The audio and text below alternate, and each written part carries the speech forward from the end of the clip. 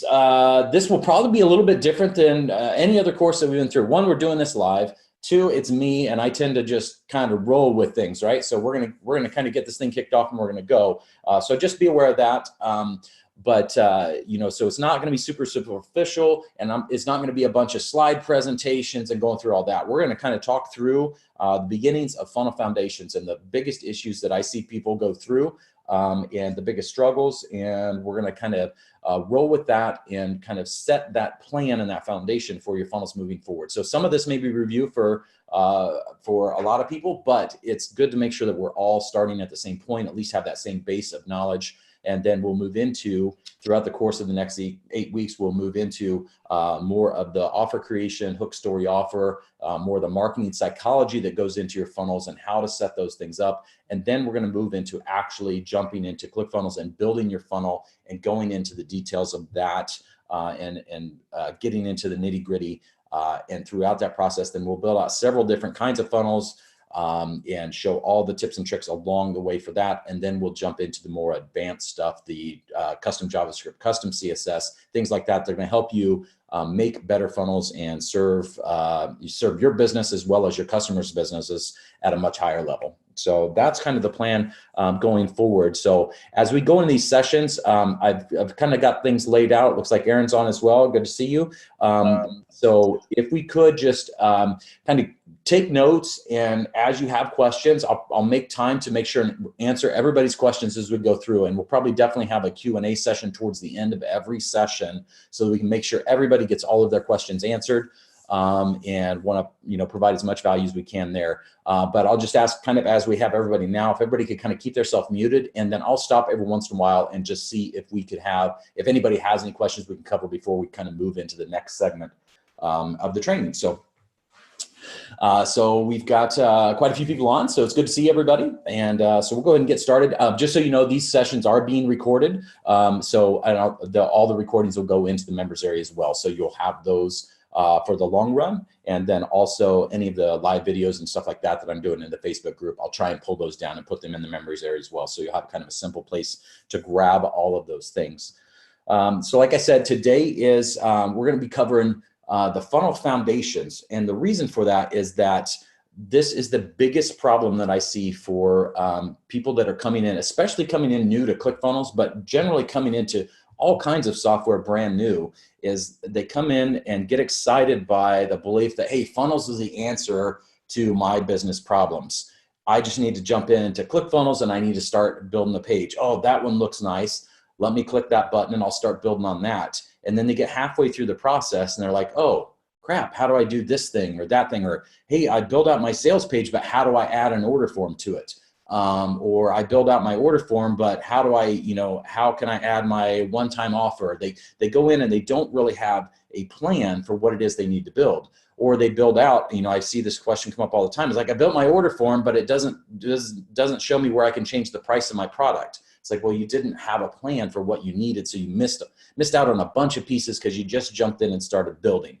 So the first thing that everyone should do when they're coming in to start with their online business in general, but especially with funnels, is make out that plan of what it is that you're actually selling. What is your offer going to be? What kind of funnel do you really need?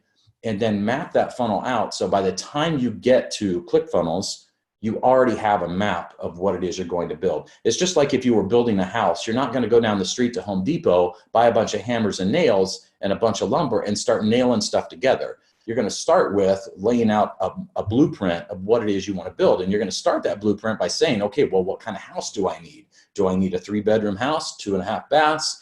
Is it 1 story, 2 stories, 3-car garage, 2-car garage? You're going to figure out all those things before you ever get started. Otherwise, you're going to build something that's not going to work for what you need at the end. So that's the biggest problem that I see people have, is that they don't start with that kind of foundational blueprint.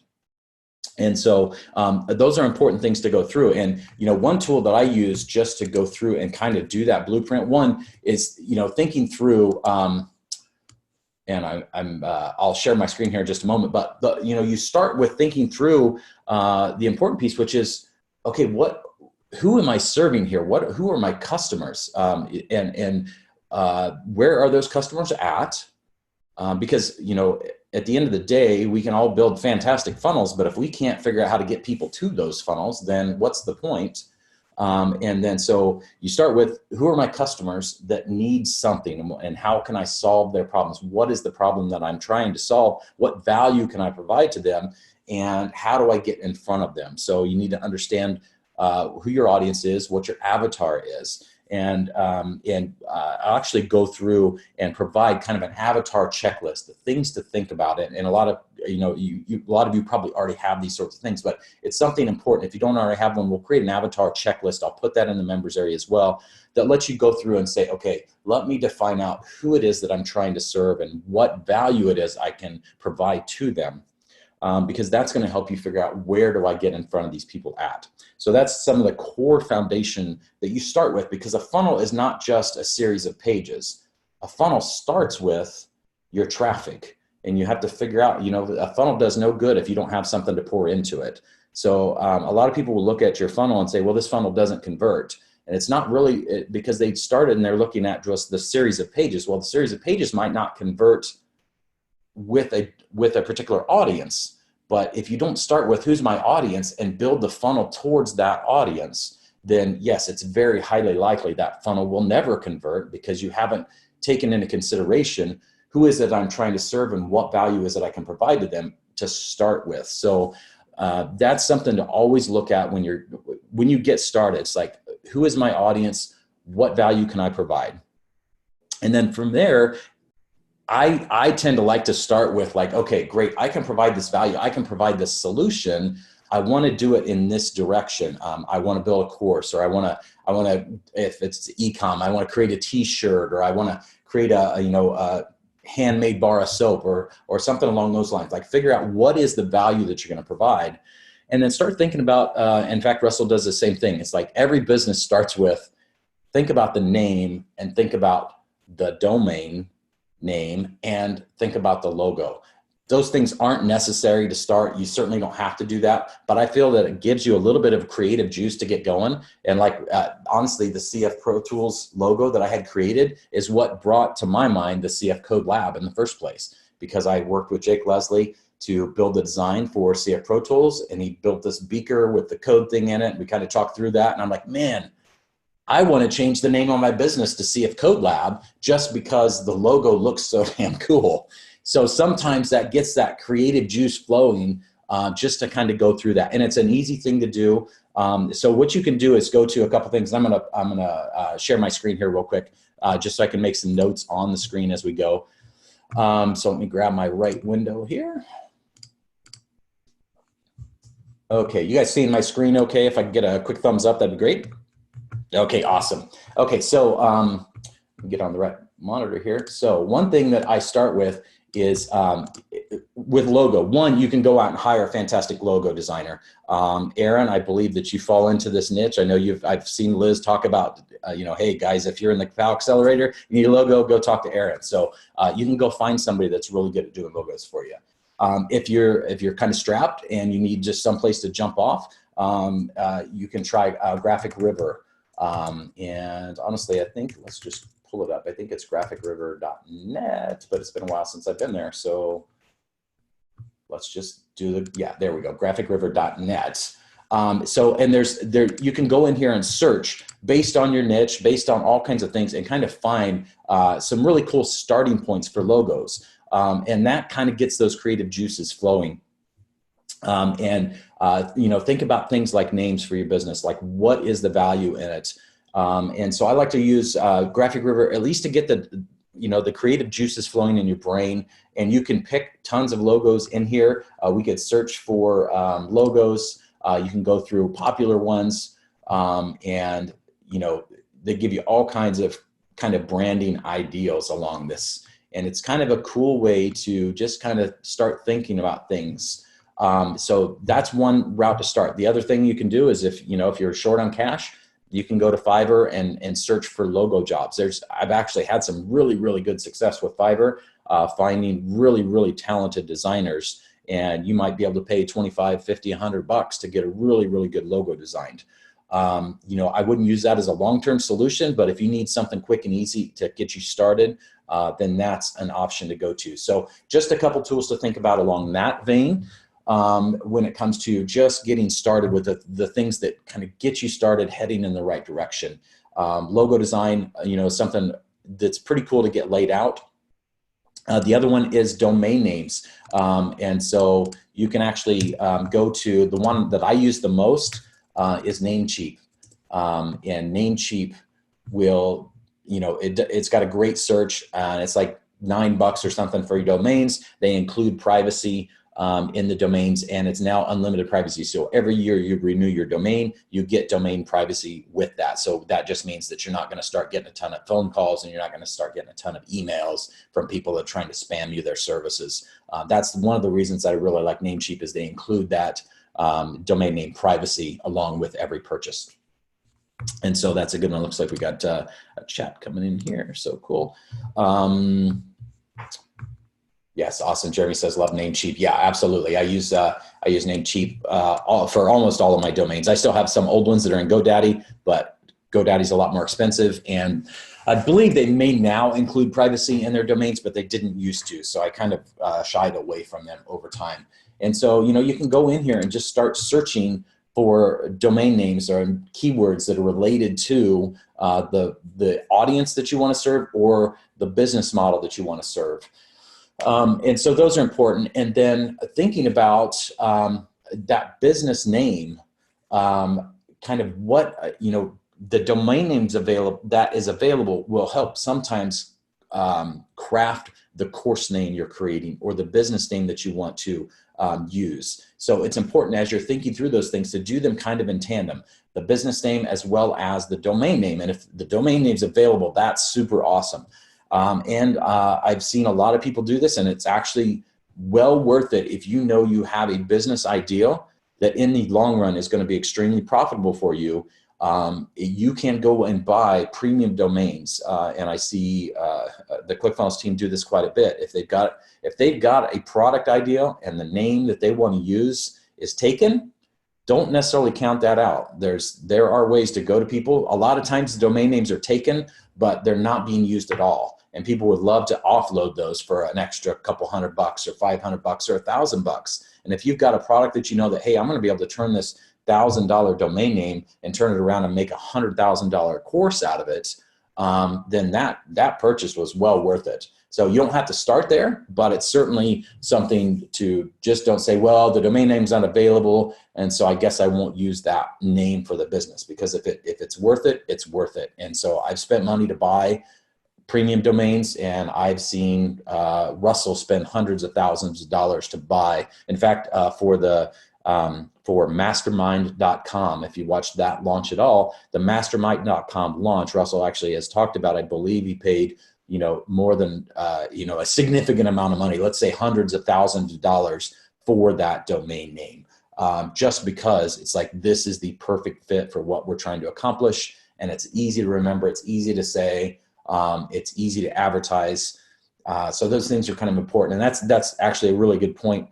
When you're looking at things like domain names, especially if you're going to be doing something like a live webinar to help promote your business and help promote your course, you want that domain name to be something that's easy to say, something that's easy to spell, something that doesn't have a bunch of dashes in it or numbers in it. Or if it has numbers, make sure that you get both the number version and the spelled out number name version. So like if you were going to, have the number 2 in your domain name, make sure you get the one with the numeral 2 and also TWO. That way, when you say it and people type it in, they can actually go to the right place, and you just have one redirect to the kind of primary one. Obviously, and when we do online things, people are going to, most often you're going to actually link to those things. But when you're doing live webinars, a lot of times people, and especially if you're using something like Zoom, like we are today, where it's not super easy to just drop a link on the page where somebody can click the link. They either have to see it visually and type it in. So you want to make sure it's easy to spell, or you have to just say it out. Say, hey, go to clickfunnels.com/go, go to cfprotools.com/go. then, it needs to be easy to spell and easy to say. And this kind of goes back to old radio days. If you ever, nobody listens to the radio anymore, right? But it used to be, if you were doing radio advertising, you had to make sure that you had a phone number, a business name, a website address that was easy to say and easy to spell, because people couldn't see it. You're on the radio. All they do is hear your voice. So you have to be able to speak it easily, clearly, and it has to be easy to spell. And so that's something to just keep in mind as you're looking at business names, domain names. Make sure that it's simple and easy to spell out. If it's available for $10, that's fantastic, but don't necessarily count it out if it's not.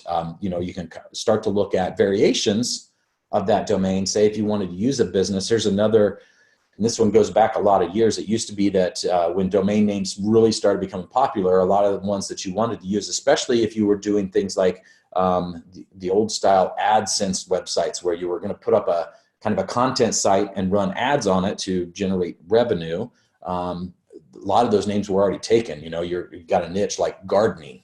So it's like, you're not going to get gardening.com, but if you could go in and you could get, gardeninghq.com, that's easy, still easy to say, easy to spell, and it has the keyword gardening in it. So it was super easy to buy. So you might look at, something like, gogardening.com or getgardening.com or gardeninghq.com. So if your topic is,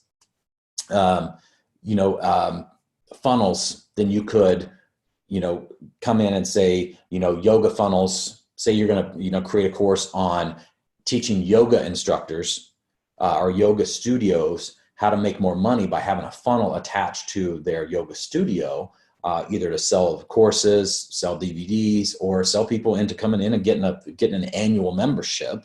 Then you're okay. So I'm going to teach people how to build funnels related to the yoga space. Then you might look at yoga funnels, yogafunnels.com. In fact, let's just look and see if it's available. If it is, we'll just go ahead and buy it. It's probably not, but you never know. So we'll look at Namecheap here and see what it says. Yes, it is taken. So then the other thing you can do is say, okay, well, let me just go to it, and hopefully it's not something inappropriate. But yeah, so yogafunnels.com, there's nothing here yet.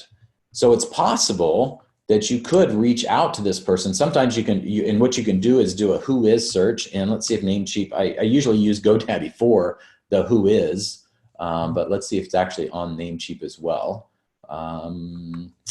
Who is lookup. Okay, so if you're looking up a domain and you're just like, hey, somebody purchased this, I'd kind of like to figure out who has it. Sometimes you can get some data around from the who is lookup. So if you scroll down to the bottom of Namecheap, this is also on GoDaddy. Pretty much every domain name registrar that registers domain names will give you this sort of tool, this who is lookup. And what this is a way to go in and say, hey, there's a domain name I'm interested in, figure out where it's being used, how it's being used, who owns it, and I need to be able to contact them. So you can type in yogafunnels.com and do a lookup. It's probably going to come up and ask me to either log in or no, it goes right away. So it must know that I'm not. So it's registered at GoDaddy. So we can see here, okay, so the domain name is Yoga Funnels. Here's the domain ID is registrar, the who is registrar, which kind of tells the rest of the world who holds this data. Who is the source of this data. So GoDaddy is the source. It was registered at GoDaddy. It was registered in 2016. So it's been around a while. And so they've always have to have an abuse contact email address. So this is if you were, if somebody were to claim, hey, I own this trademark or something like that, then you'd be able to reach out to them at that address. You can see the status of the domain. Hey, you can't transfer it, can't update it, can't renew it, can't delete it. Those things are all prohibited. It doesn't show an organization here. It shows you where it was registered in California, but this is probably GoDaddy's information. So select domain holder link at, okay, so you can actually go, so they give you some details on where to get the registrant email. And so we could probably open that up and see what's going to happen. It's probably going to come in and yep, want to make sure you're not a robot, so they're not spamming. And then here we've got a little bit more detail. Okay, so here we go. Oh, actually, this is somebody in our ClickFunnels group. I know this guy. And so you can kind of see, okay, so fitbusinessfinance.com. Okay, Raphael. So we get an email address. We've got an address. We probably have, yep, we've got a phone number. So you could reach out to this person. If you really wanted this domain, you could reach out to this person and say, hey, I noticed you have this domain. It doesn't look like it's currently being used. Would you have any interest in selling it? And reach out to them and find out. You never know. A lot of people are like, oh yeah, I meant to do this something with it and I never did. It's costing me $20 a year to keep it updated, especially if it's a GoDaddy. It's costing me $20 a year to keep it updated. Sure, I'd be happy to get it. Some people go crazy and like, oh yeah, I want $100,000 for it. And you'd be like, dude, you're not even using it. I don't think so. I'll just call it yogafunnelshq.com and we'll move on. But some will be like, yeah, a couple $100 and I'd be happy to let it go because then it's more money in my pocket. So something to always kind of keep in mind. And same thing, it's like, okay, Yoga Funnels is taken. So, maybe we call it getyogafunnels.com. That one's available. Okay, boom. Now all we added is a little bit to it. It's just as easy to spell, just as easy to say, and it's a little bit of a variation. And it's available for $10 a year. So kind of thinking through those things is important. And then from that, you can say, okay, well now, because I have a domain that relates to my business, and I could just call my business Yoga Funnels, or I could call my business, something along that line. And now I have something I can use and I can feel confident in. I can say easily on a webinar. I can, it's easy for somebody to spell. I can be walking around town. I can be meeting somebody in person. I can call somebody on the phone, whatever, and I can say it easily and they can get it and they can go and find it later and type it in and get straight there. As well as, obviously when you have links and ads and things like that, it just goes well. And then when somebody sees, say they see a Facebook ad in their newsfeed and it says Yoga Funnels in the domain, it just adds a little bit of credibility that like, okay, yeah, this thing, it's not like some randomized URL string. It's not some Bitly link. It's not some whatever. It's like, okay, if they're telling me that they can teach me how to build Yoga Funnels and they actually own yogafunnels.com, that probably, is pretty legit. So, having a good domain name is important to your business. So it might seem kind of crazy, like, hey, I'm going to hold up building the rest of my business until I figure out a good business name or a good domain name. But it really does kind of make sense and it lets you feel at ease, like, okay, yep, I've got all the pieces in place that I can move this forward and work with this. So hopefully that all makes sense. And then from there, you can build out your logo and kind of go in and then, secure that name in all your different spots. You can do all kinds of fun stuff with that. So those are some of the things that I look at when you're first getting started is, just thinking about who it is I want to serve and what kind of value I can provide. And then that will lead you into, okay, what kind of business name might want to attach to this? What kind of product name might I want to attach to this? And then from there, you work into deciding what it is that you're going to provide. Let's open up the lines here and see if anybody's got any good ideas that they'd be willing to, and I don't even necessarily want good ideas. Anything that jumps to mind is like, what, I'd kind of like to go down this rabbit hole. Any niches that you would think that it'd be kind of cool to see an example of how to do this in this particular niche. Because what we'll do is we'll actually walk through and say, okay, if I'm going to think about a business in this, here's how I'm going to figure out where the traffic's at. Here's kind of the logo, when we probably won't go into the logo, but here's kind of the domain, kind of the name we'd look at, and here's kind of the value, the offer that we might be able to provide. And then let's map out what we can actually build around that is a good starting point so that we have that strategy, that planning session, that foundation for that business. And we'll run through. Anybody have any good ideas? We'll open up the line here. If not, I'll just pick one, we'll throw it out and we'll go.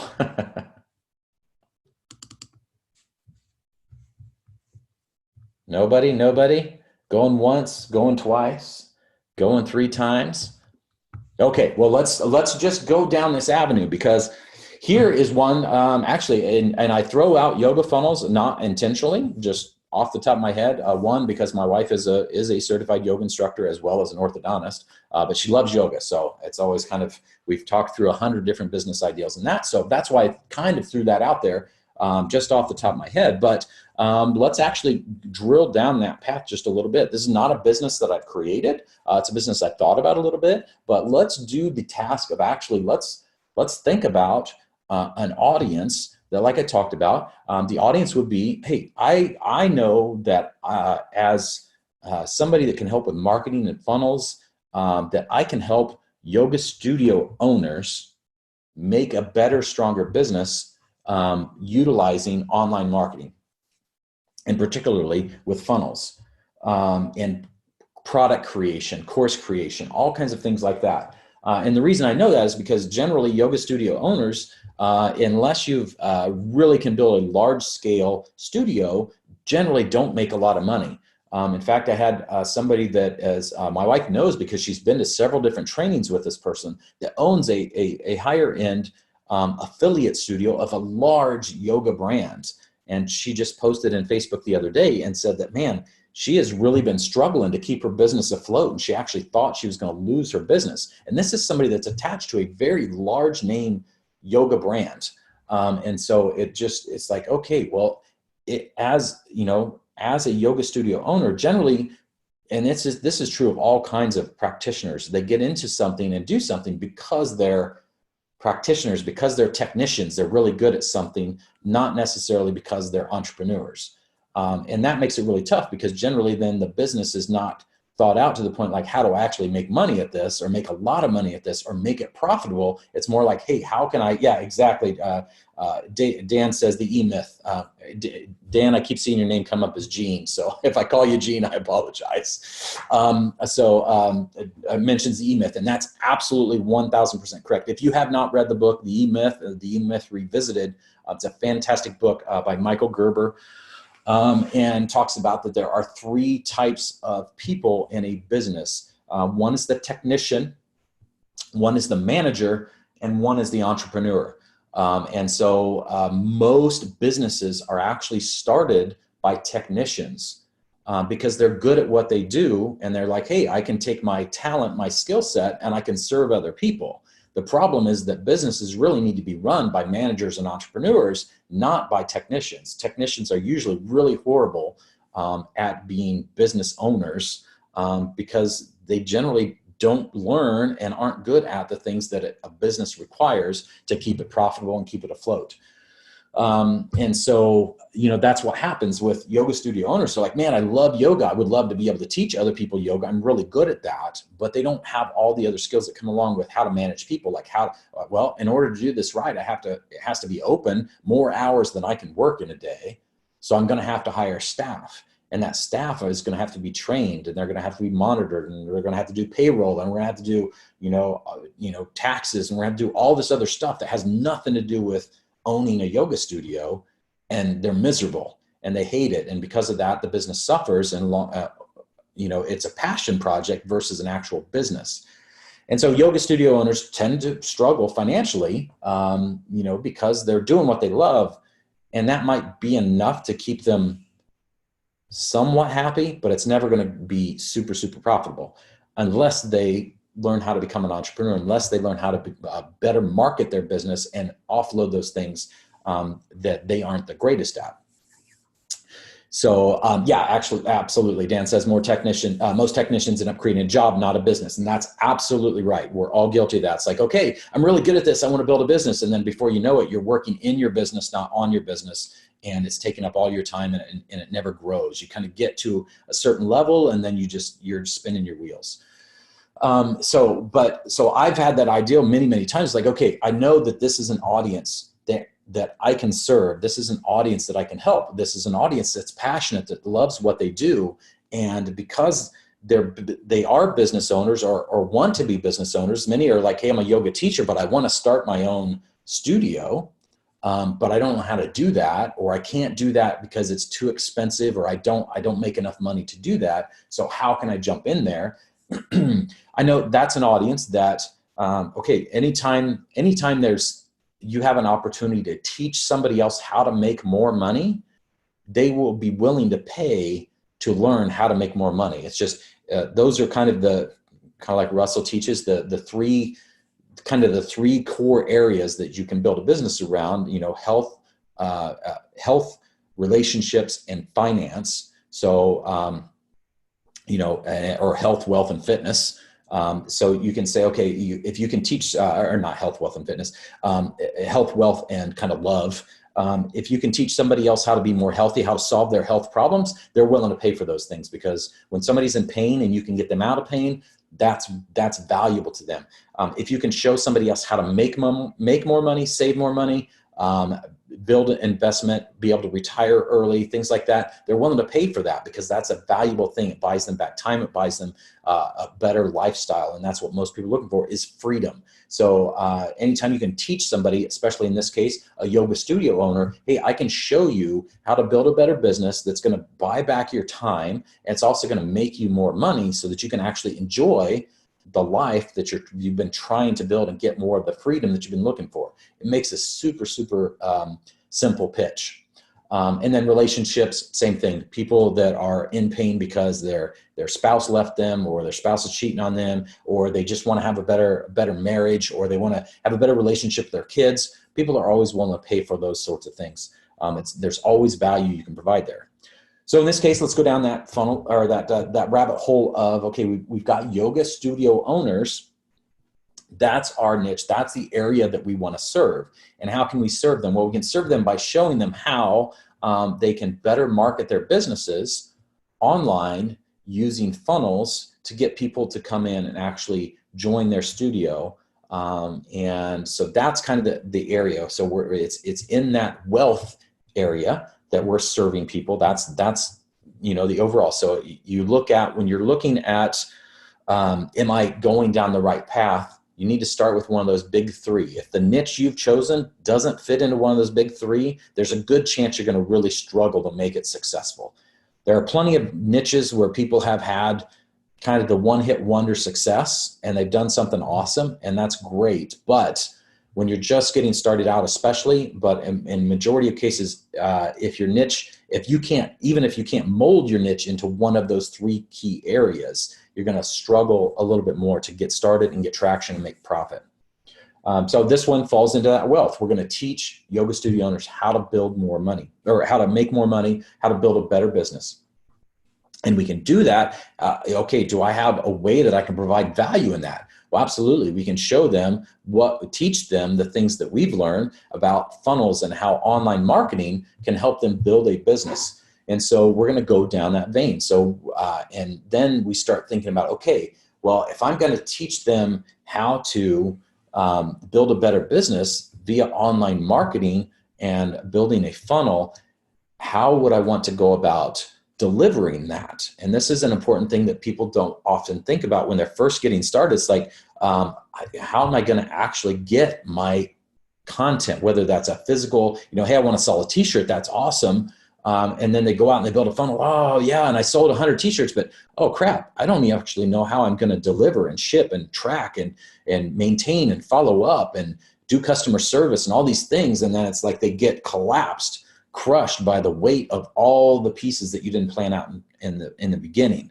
There are times when you can launch your business and figure it out on the run, but there are a few key things that you need to figure out before you get started. And that's one, like, okay, I have a ton of information I want to deliver.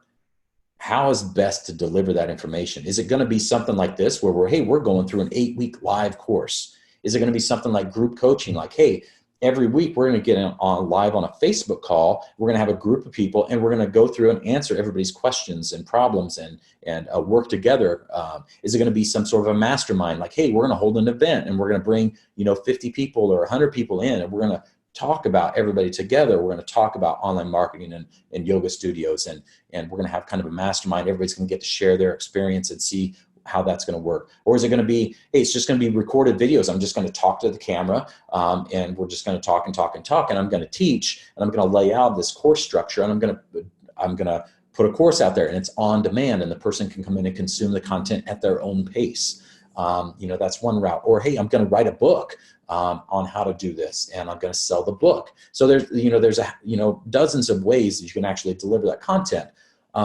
So it's important to kind of think about that when you're getting started, because that's going to totally change the funnels that you need to build in order to sell and deliver that product down the road. So that's that's one big one that I see people miss when they come to setting their foundation, is they don't plan for that delivery and how I'm going to provide this content, because it does change, one, your pricing and your value of that content.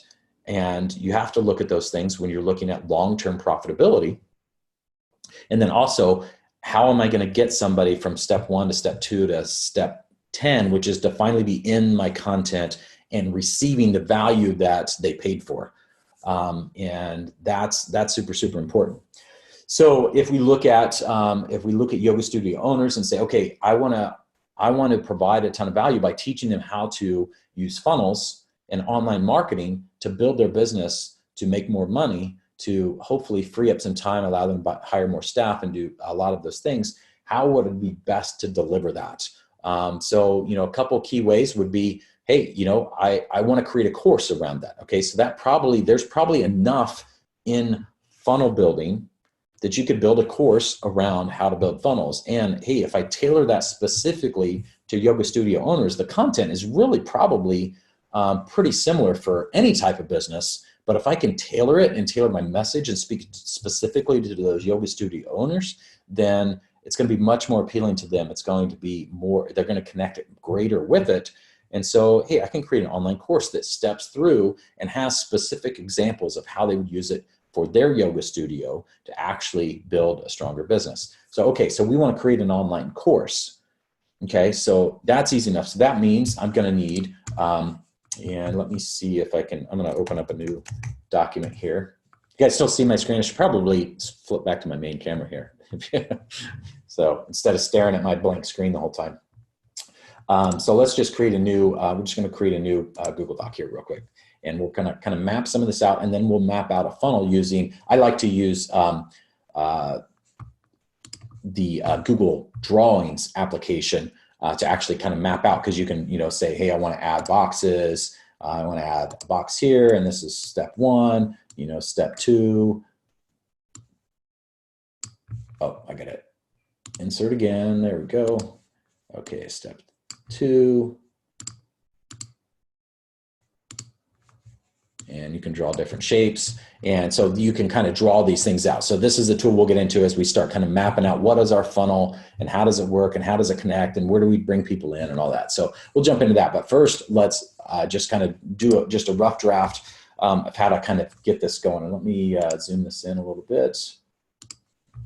This fit. Okay, awesome. So we're looking at yoga studio owners. So let's just, this is our audience. Yoga studio owners. We're going to create a course.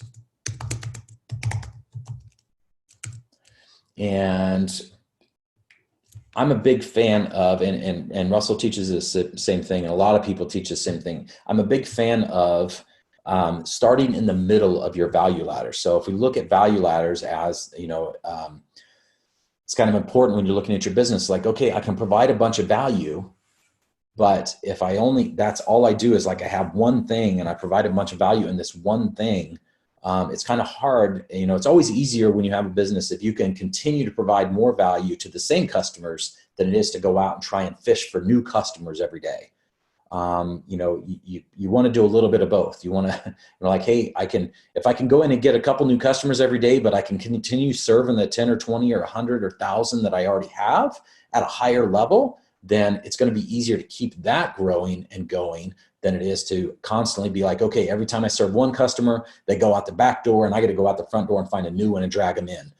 So you kind of want to look at that value ladder. It's like, okay, so, but when you're first getting started, like we're coming into this as, hey, we don't have anything right now to serve yoga studio owners. I want to build a brand new business around this. Okay, so I can build a brand new business and I could just write I could write a book around how to do that. And I could probably sell an ebook on how to use funnels for a yoga studio owner for like $37.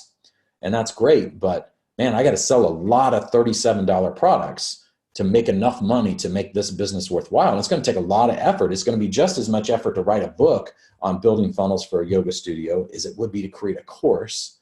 But the perceived value of that book is always going to be, hey, I can go to Amazon and buy a book for $20. So I'm not going to pay $900 for an ebook on Yoga Studio Funnels, but the perceived value of courses, like video courses, hey, there's 8 hours worth of training here on how to do this specifically for yoga studios, or 10 hours or 20 hours worth of video training, that perceived value is much, much, much higher. So when you come in, you look at that, look at your value ladder and say, okay, I might at some point down the road want to have a low cost front end product that I can attract more customers to, but I probably gonna need to have a $500 or $1,000 product that I can sell. That's where you're gonna make the bulk of your money at. That's where you're gonna make the bulk of your profit at. So when you're just getting started, it's always kind of good to start with that, because it probably takes just as much work to do that as it would to create your low-cost front-end product to begin with. And so if you create that middle of the value ladder, and that's why we look at creating a course. It's like, okay, we're going to create this $997 course that targets yoga studio owners. You may only have to sell, 5 or 10 people a month to have a sizable amount of profit that comes in. If you can sell 10 people a month into a $1,000 course, that's an extra $10,000 a month. And for most people, $10,000 a month is a sizable business. That's a 6-figure business right off the bat. And so it's much easier to do that than to say, okay, I'm going to create a $37 product, and now I've got to sell, 500 of those things to make it to where I'm even getting close to breaking even. So start with that middle of value ladder, create that course. And so we're going to create a course, and then I like to back into what it is you're trying to accomplish. And you say, okay, so I'm going to create a course, and in order to be profitable, or in order to, make a business that's, hey, I want to make it'd be great to build that 7-figure business, and so how am I going to do that? Well, I'm going to back into, to create a 7-figure business, 7 figures a year, that's my $1 million. Having trouble hitting my keyboard. I've got it resting on something weird here. So, we're going to create $1 million a year business. Okay. So in order to do that, let me fire up my little calculator app here. So you can see this on the screen. Oh, it's being hidden by my videos. Here we go. So we've got a calculator here. So, if we say, okay, $1 million a year divided by 12, that's $83,000 a month. Okay. So 83 a month, and that's divided by 30 days on average. So that's, $2,700 a day. Okay. And so if I want to get to $2,700 a day. So let's say, okay, we've got a $37 product. If we were to look at this, like say, okay, I need to be able to make $2,700 a day. I create a $37 ebook. Okay. So if we divide it by 37, that's 75 sales a day I have to create, to do that. But if instead I'm doing $2,700 a day, and I divide that by a $997 course, now I'm looking at less than 3 sales a day. And that's doable. We can get to 3 sales a day if we go down that right direction. So this would be a better way to start, a more achievable way to start to get that $1 million business than trying to start out with a $37 ebook, because it takes a lot less traffic, and you have a lot more avenues as you can go down to actually generate those sales. So we're going to look at this direction. We're going to create a course, and we're going to make it a $997, because that's a lot easier to achieve that $1 million a year business. So we're going to create a $997 course. That's, what do we say, 2.7 sales per day. Okay, so the next thing to think about is, okay, so this is what I'm gonna do. I'm gonna create a course. We don't need to know all the details of how many modules and what we're gonna teach and all that stuff just yet. We just need to know, okay, we're gonna create a course, and here's how much we're gonna charge for it. And then we back into, okay, what do we deliver that makes that course worth $997 to our customer? To a yoga studio owner, that $997 probably represents a lot of money. You know, some audiences, $997 is super cheap, but to a yoga studio owner, that's pretty pricey probably. And so we need to back into like, what kind of value do we need to show them in order for them to say, wow, this is worth at least 10 times that amount. And I need to come up with at least 10 times that value to make it kind of a no-brainer purchase for our yoga studio owner. But in order to get to the business we want, that's the price we need to charge. So that's what we're looking at is, okay, now we have kind of a map of where do we want to get to so that we can back into what is it we're going to provide that makes that value. So, and then from there we can figure out, okay, we need to get 3 sales a day. Okay, that doesn't sound like a lot, but doing that, having that on autopilot and being able to repeat that every day, bringing in 3 new customers, you know, you've got to have kind of a system around that. And so, so we look at, okay, how can we achieve that? And that's where we can look at, say, okay, we're going to create a course. It's going to be $997. So we got to figure out the value prop of what we're going to put in that offer. But then we also figure out how can we sell a $997 course on a consistent enough basis that we can get 3 sales a day. And one of the ways that we're all probably familiar with doing that is by doing either, and it's kind of switching nowadays, back and forth between webinars, what we call webinars or master classes or free online trainings, or just a straight up video sales letter. We're seeing, Russell, we're seeing other people move to more of the model of, hey, get access to this free online training. You've got a limited time to consume it, a 48-hour pass. If you were to look at the video sales letter for the secret funnel strategy, for the Funnel Builder Secrets product within ClickFunnels, it's a 48-hour pass. If you were to look at Freelancer Secrets, it's a 48-hour pass. And on the back end of that sells a $300 or $400 course, I believe. So that's one direction to go. But basically, we're going to need to come up with a presentation that we can provide to a yoga studio owner that breaks down their beliefs around how do we, that they can actually build a business, they can actually make more money, and we can actually show them how to do it, and they can do it too, because that's going to be the biggest thing. How do I overcome that objection that, man, $1,000 is a lot of money? Does this person really know what they're talking about? So the best way to do that is to start with, okay, I'm going to build out a presentation. I'm going to build out, whether we deliver it as a webinar, a live webinar is a great way to start. And then from there go into, so we can do this consistently, get 3 sales per day, go into either an auto webinar or a 48-hour pass sort of video sales letter that goes through that same presentation. There's a couple different ways to deliver that, and we'll actually go through, in other sessions, we'll actually go through and build both of those out so we can see exactly how those both work. But we can look at now and say, okay, that's kind of what we need to build. We need to build a perfect webinar presentation. I love the perfect webinar model. If you're not already familiar with it, definitely I would recommend studying up on the perfect webinar. Russell does a great job, and I think the thing that is key that most people miss with the perfect webinar, and this is one of the foundational aspects of the perfect webinar itself, is that it's not about teaching. It's about breaking down false beliefs and then rebuilding them. A lot of the yoga studio owners don't believe that they can ever make a lot of money teaching, owning a yoga studio. They're like, oh man, this is a struggle. I talked to all my other friends and they're struggling the same way. And this is just how it is. If I want to own a yoga studio, it's always just going to be a financial struggle. It's always going to be hard to make money because that's just the way that it is. So they may have that kind of deep-seated belief that yoga studios just don't make a lot of money. And so what we would have to do is get yoga studio owners to believe that,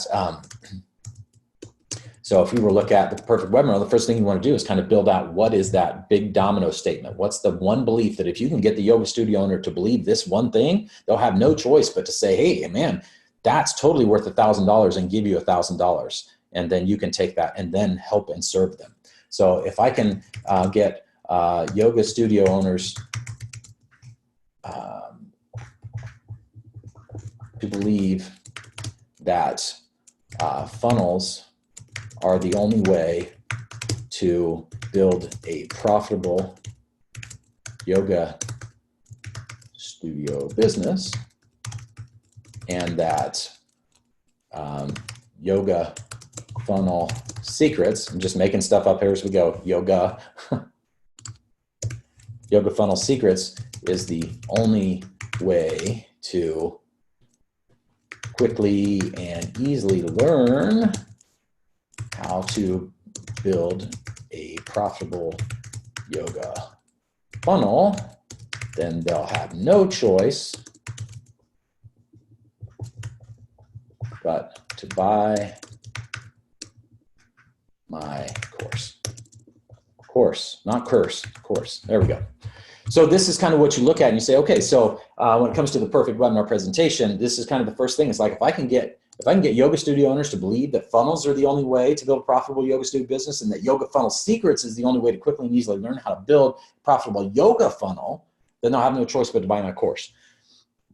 And so great. And then from there, you build out, and we won't necessarily go through all the details of the perfect webinar presentation, but this kind of goes into that foundation of like, okay, here's what I need to do to build this business. I need to be able to build a presentation that is going to serve the customer, that they're going to feel like, even if they don't buy, and this is something I heard originally from John Reese, and I'm sure he probably heard it originally from someone else, but listen to a great podcast of his. If you're not familiar with John Reese, he was the first guy to have $1 million day, $1 million in 24 hours with through a funnel with his Traffic Secrets launch. And this was way back in the, let's see, 1998, maybe.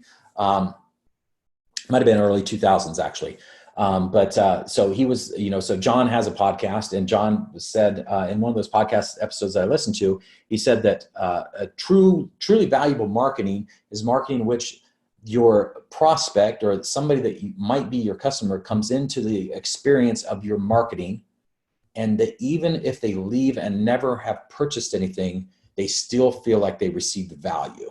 So if you're running an ad, if you're running, doing a presentation, if you're doing anything where you're attempting to sell a product, and you have something that you're trying to market to somebody, and they come in, and even if they don't buy, they walk away and say, you know what, I feel smarter for having listened to that conversation, then you're doing it right. If they come into it and they feel dirty after they leave, then you're doing it wrong. So you want to make sure, and so that's the goal of the perfect webinar, is even you're not necessarily teaching them how to build a funnel, but if you can get them to change their beliefs around that, they will have that epiphany, and they will still feel as though they've learned and that they've become a better person, and that marketing was actually valuable to them, even though they may not have purchased. They may just say, hey, I just can't afford it. So I need, I can't buy it right now. That may be their primary objection, and that may be where they're at.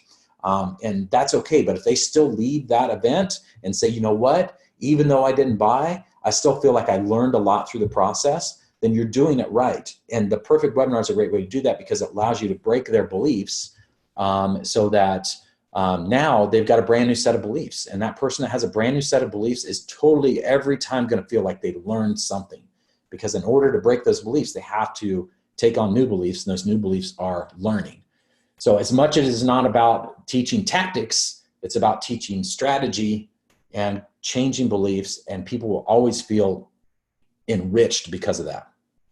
So that's what we're looking for here. So, okay, so we've gone through, we've kind of mapped out, okay, here's our audience. We need to create a course, because we need to go in at the middle of our value ladder. We want to create $1 million business, so we need to break down, and we need to get about 3 sales a day. And in order to do that consistently, we need to come up first with a presentation where we can probably launch with a live webinar, get a bunch of sales in the front door, deliver that content, and then from there, we can get to where we automate that, and now consistently it's bringing in new sales every day, and we don't have to continue to deliver it live. But in order to do this perfect webinar presentation, we need to start with, okay, what is the one thing, if I could get my customer to believe this one thing, if I could get a yoga studio owner to believe this one thing, they would totally buy a $997 course to help them. So this is the thing that we need to teach them. And in that process, we need to, do our secret 1, 2, 3, and kind of map those things out.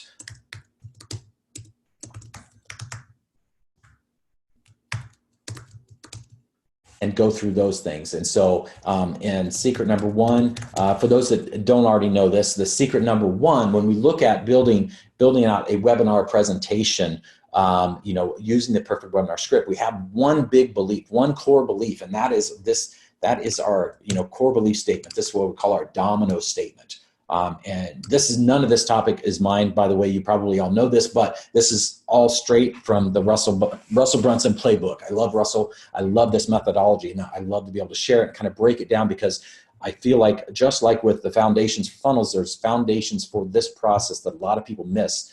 And in fact, I've actually, we all know and love Liz Benny. And one of Liz Benny's products that she launched here a while back was Insta Social Secrets. It was an Instagram course around how to use Instagram to actually build a business around that by doing sponsored posts and things like that and building up a following. And I worked with her on the launch for that. And she actually just shared this the other day with a group. So I know that she would be okay with sharing this. And she's talked about the story before, but it was kind of funny. It was the day of the launch for the live webinar to promote Insta Social Secrets. And we jumped on a call, and she was kind of going through the webinar and had an epiphany at that moment. She's like, oh, crap. Or actually, she was getting ready to do the launch. And I think she shared it with Russell, and Russell messaged her back. And then her and I jumped on a call, and she's like, I'm about ready to go live with my webinar. And I just realized that I totally forgot the fact that my secrets are all wrong. My secrets are all about teaching people about Instagram, because she was still learning Instagram to the point. So it's like, I'm going to teach people what I want to learn. And then she realized that I'm not breaking beliefs here. I'm teaching. And the more you teach, the less you sell. And the less you sell, the less money you make. So the goal here is not to teach. It's not that people won't feel like they've learned. It's that your job is not to teach them tactics, and the secrets are never about the one tactical advantage you have. If you do this one tactic, you'll make more money than everybody else. It's about getting them to break down false beliefs they have around the vehicle, which in this case is funnels, around themselves. What's that internal belief that they have that's holding them back, that's keeping them from being successful, that's keeping them from saying, oh yeah, okay, funnels are awesome. You've broken down my disbelief that online marketing, and it could, and honestly, we might even just say this is online marketing for their business, specifically funnels. So we're going to teach them that, that vehicle. And so they might come in and say, oh, that's awesome. I totally get that online marketing is the answer to my problems. I totally get that building a funnel is the answer to my problems. I believe that that's the case, but man, I'm just not smart enough to do this myself. There's no way that I can get this done, because I don't have the experience. I don't have the chops. I don't have the smarts. I don't know how to work a computer or whatever. So that's going to hold them back. It's the belief about themselves that's going to keep them from being successful. And so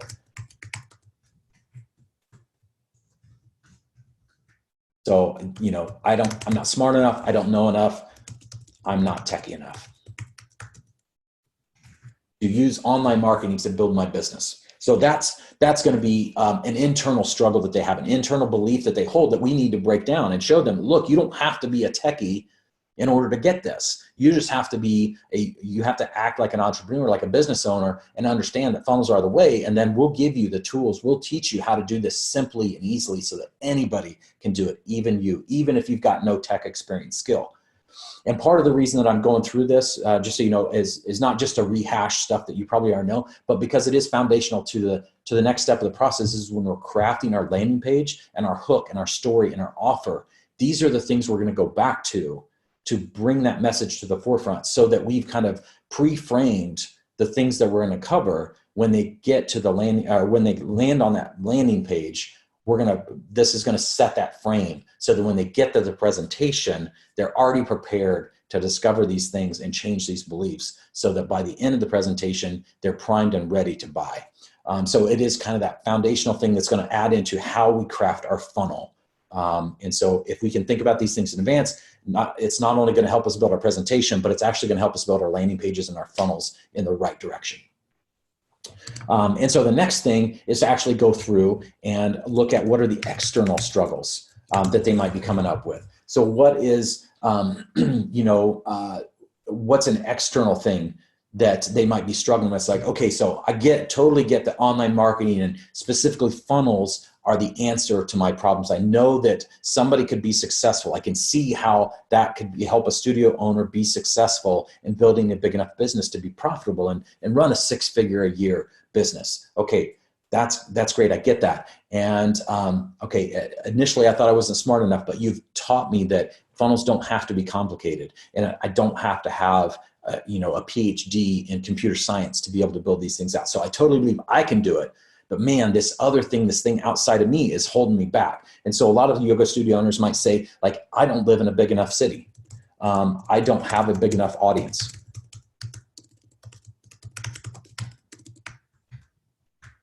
I don't have a big enough audience. This would be the case in the small town we're from in Indiana. There's a yoga studio owner there. And thankfully, she's gone through and is actually using some online marketing to actually build her business. But it's been a struggle for a long time. But we live in a small town. It's about 20,000 people. So a lot of yoga studio owners in a smaller area, a small town, or there's a lot of competition. That might be their, that might be, another belief that we could go down. That really is very similar. I don't have a big enough audience. I'm in a small town.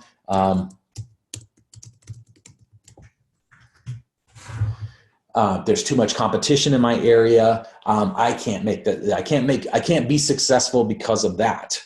And that's where we can tear down and show them that, like, look, if you use online marketing properly, you're going to tap into, use some of these tools that we show you around psychology and around marketing, how to build funnels. You're going to tap more of that audience. You don't need, to have, 1,000 people a month coming to your yoga studio. Maybe you'll just need 100 dedicated people to come in and buy an annual subscription. And if you do the things like we're doing right now and go through course value creation, building an offer, if we can teach you how to build an offer for your yoga studio that gets people to come in and pay you $1,000 for the year, or $1,000 a month, or whatever that is, back into their goals as well. Like, what size business do you need? Let's think through this, and let's walk you through how to build value creation. So we can show you that, hey, you don't have to have a huge audience to build a profitable business. So that's one direction we could tear down that belief. Another one is to show that, hey, you don't have to just tap your local area. If you want to build a yoga business, you don't have to have a physical presence. It doesn't have to be people coming into your studio to actually do this. You can do this through courses. You can do this through videos. You can do this through DVDs. You can do this through all kinds of other mechanisms. And so anybody can do that. So that I don't have enough audience, there's too much competition in my local area, I live in a small town, is no longer a problem. You've overcome that objection. And then now they can believe that, okay, yeah, that makes sense. I can do that too. I can totally see how it doesn't matter. Funnels are the way. Doesn't matter how smart I am, and it doesn't matter how much of an audience I already have. I can be successful with this. And now they're like, okay, awesome. Now you can make them an offer that walks them through. We can teach you how to do this for yourself. Here's the stack. Here's the offer. Now they go buy. So, but we're going to use these things, this statement and these vehicles, these beliefs. What are the false beliefs, and what are the ways that we tear those down? We're going to use those when we craft our landing page for our funnels. So we won't go through the whole creation of the perfect webinar presentation, because there's other courses that cover that much, much better than I could. But I wanted to at least lay this out, because these are some of the things that are really, really important to think about when you're looking at crafting your funnel. So I'm going to take a quick drink of water, and then looks like Dan has got a question, and now it says Dan Havey. So hey, Dan, we're glad to have you with the right name now. So. Excuse me. So Dan says, what do they get during that 48-hour pass? Dan, what they get during that 48-hour pass is the exact same thing you would deliver on an auto webinar. It's just a different method of delivering the perfect webinar presentation. Oh, Jeremy told me how to fix it. Awesome. Thank you, Jeremy. So the 48-hour pass is really just a way to deliver kind of that urgency and scarcity. Hey, this thing is only available for a limited amount of time. It expires, so you need to make sure and consume the content right now. It's another way, some people in some niches, some markets, the concept of the automated webinar is kind of getting a little burnt out. So the 48-hour pass is kind of another mechanism like, hey, I'm giving you this free presentation. It's a video. You're going to come in, you're going to watch it, but it's only available for you to consume for a 48-hour period, and that goes away and you won't be able to get to it again. So yeah, it could very much be like a PLF type format. PLF is specifically a series of videos, but the 48-hour is really the perfect webinar presentation. It's just really the exact same thing you do with an auto webinar. It's just instead of saying, hey, this is an auto webinar, you wouldn't want to say auto webinar, but this is a webinar, you're going to come in, it's going to be this presentation. It's just more of like hey, this is a video sales letter. People can play it, they can pause it. When we do auto webinars, we generally want it to appear as though it's a live webinar. They can't play, they can't pause, they have to sit and consume. With the 48-hour pass, it's more of like, hey, you can pause this video, you can play it again. We don't let them control the speed. We don't let them control fast forward, rewind, all that stuff, because still don't want people to fast forward to the offer. We want people to go through it and consume all of the content in the order in which we deliver it. So we still limit that, but they might be able to pause it and go grab lunch and come back and watch the rest of it later. Where with an auto webinar, we're generally going to block that play pause. So the video just starts and it plays, and then, or once they start it, they can't stop it and they have to consume it all in one shot. 48-hour pass is more of a old VSL style where like, hey, I can pause this, I can come back to it later, but I have to watch the whole thing before I actually ever see that there's an offer at the end. So hopefully that kind of clears up the auto webinar versus the 48-hour pass. Same content, just delivered in a slightly different mechanism. So take another quick drink here. So all making sense so far? Get a good thumbs up. Is this good stuff? Useful, hopefully? Okay, good deal, good deal. I know this is probably, for some, a little bit of a refresher, but for those that haven't been through this or really looked at this sort of thing, it really is foundational to how you craft your funnel. Because if you haven't mapped these things out in advance, then you're not going to build as an effective a funnel as you could. If you think through, backing into the offer, what kind of thing do you need to sell? How am I going to deliver that value? And especially if you're going to go down this road of I have a course and I want to sell it, in my opinion, the best way to deliver that content is in a perfect webinar format, whether that be a webinar, 48-hour pass, or just a VSL, hey, it's a free video. The presentation itself is what's powerful, and thinking through the big domino statement, the secret 1, 2, 3, the vehicle, internal, external, is the best way to actually craft your landing page that's going to get somebody to opt in. Even if it's just a headline and an email input, you're going to use this statement to help craft that headline. And so this is important to kind of think of all in advance. So we've kind of gone through that. And so we've kind of mapped out and said, okay, we're going to serve yoga studio owners. We're going to create a course. We want to get to $1 million a year business. Okay, awesome. How do we do that? When you get to 3 sales a day, the way we're going to do that is we're going to craft this perfect webinar style presentation, and we're going to deliver that in some sort of fashion. And we can decide later whether we do that as a 48-hour pass sort of situation, or we do it as an auto webinar. We start with a live webinar. We can kind of figure that out down the road. And actually, you could deliver that same thing in all those ways. But knowing it up in front, then you can kind of pick which one do we want to start with, and how do we want to go. So for us, hey, it's a brand new business, and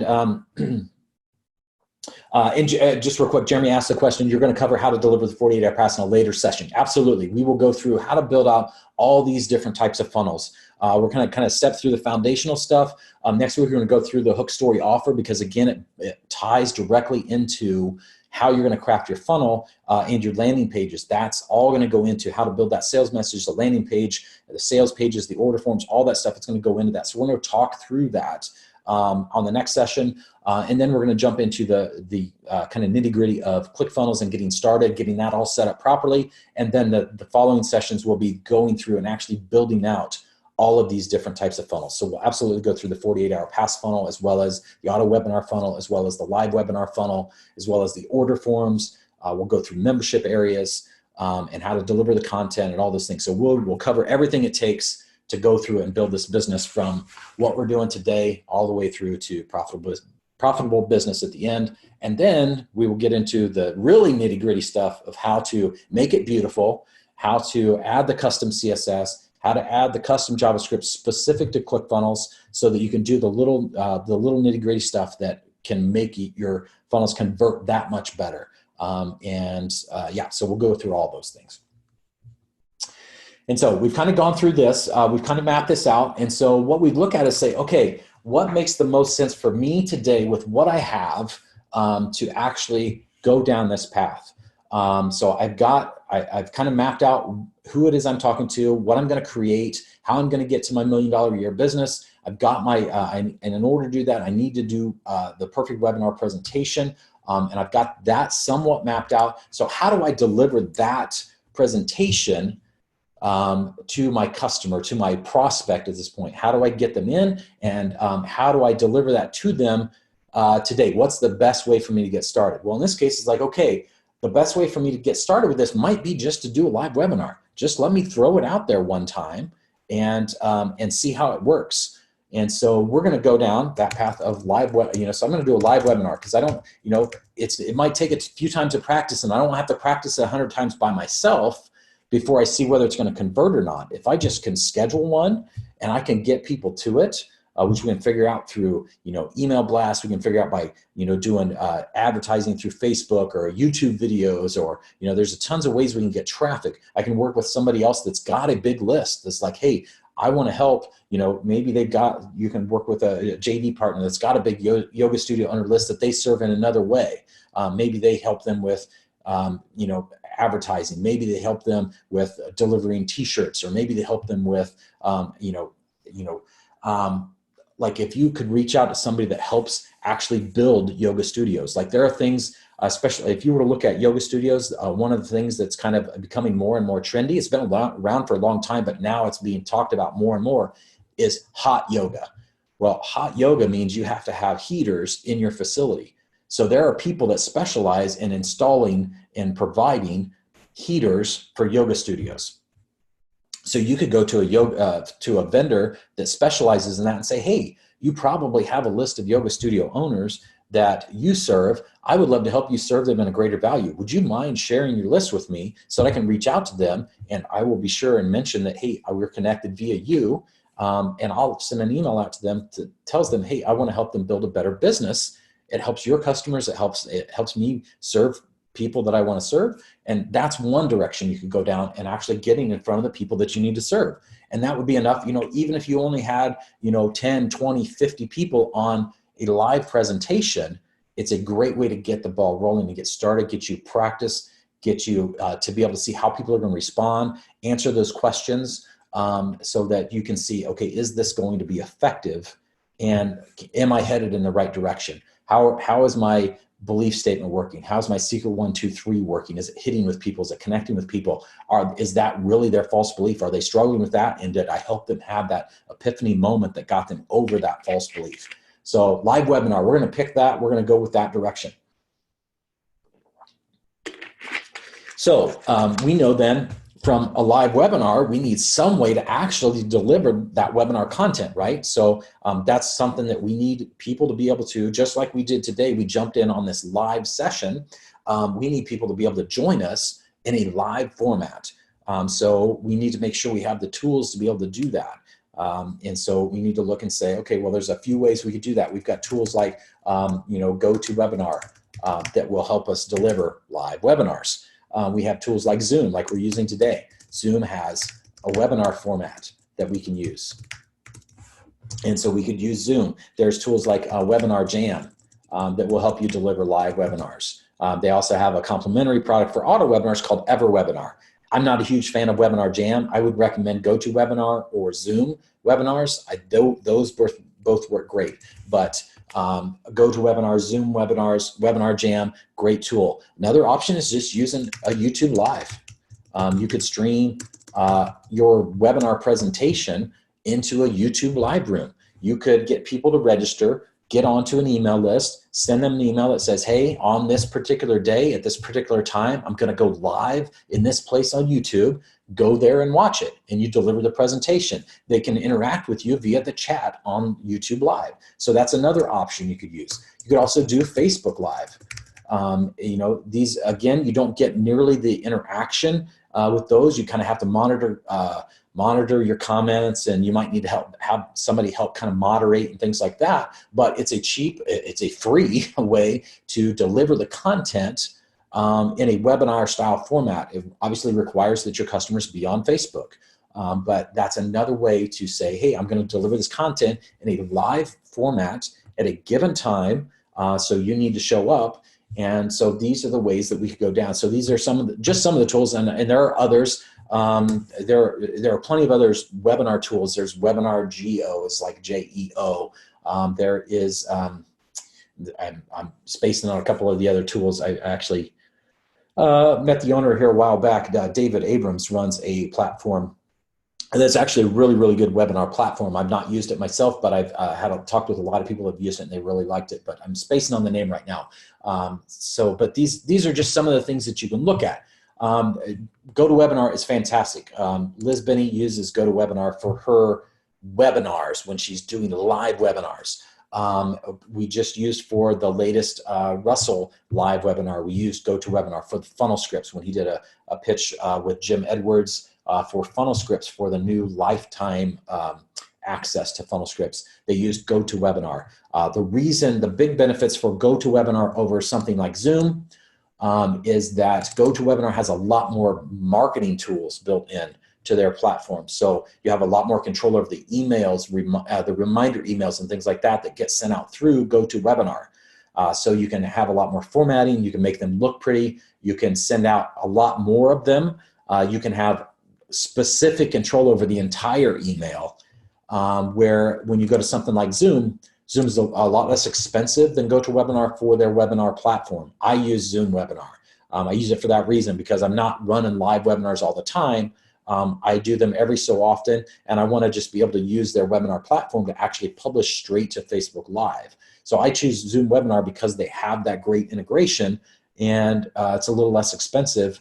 The downside of Zoom is that their email reminders are not very customizable. They're kind of ugly, and you get to put a sentence at the top, and then their presentation format of the reminder is fixed. You can't change it at all. And then you can customize a little message at the bottom. But otherwise, a Zoom webinar reminder email when you get it, because they all look the same. You can customize the subject line a little bit, but not much.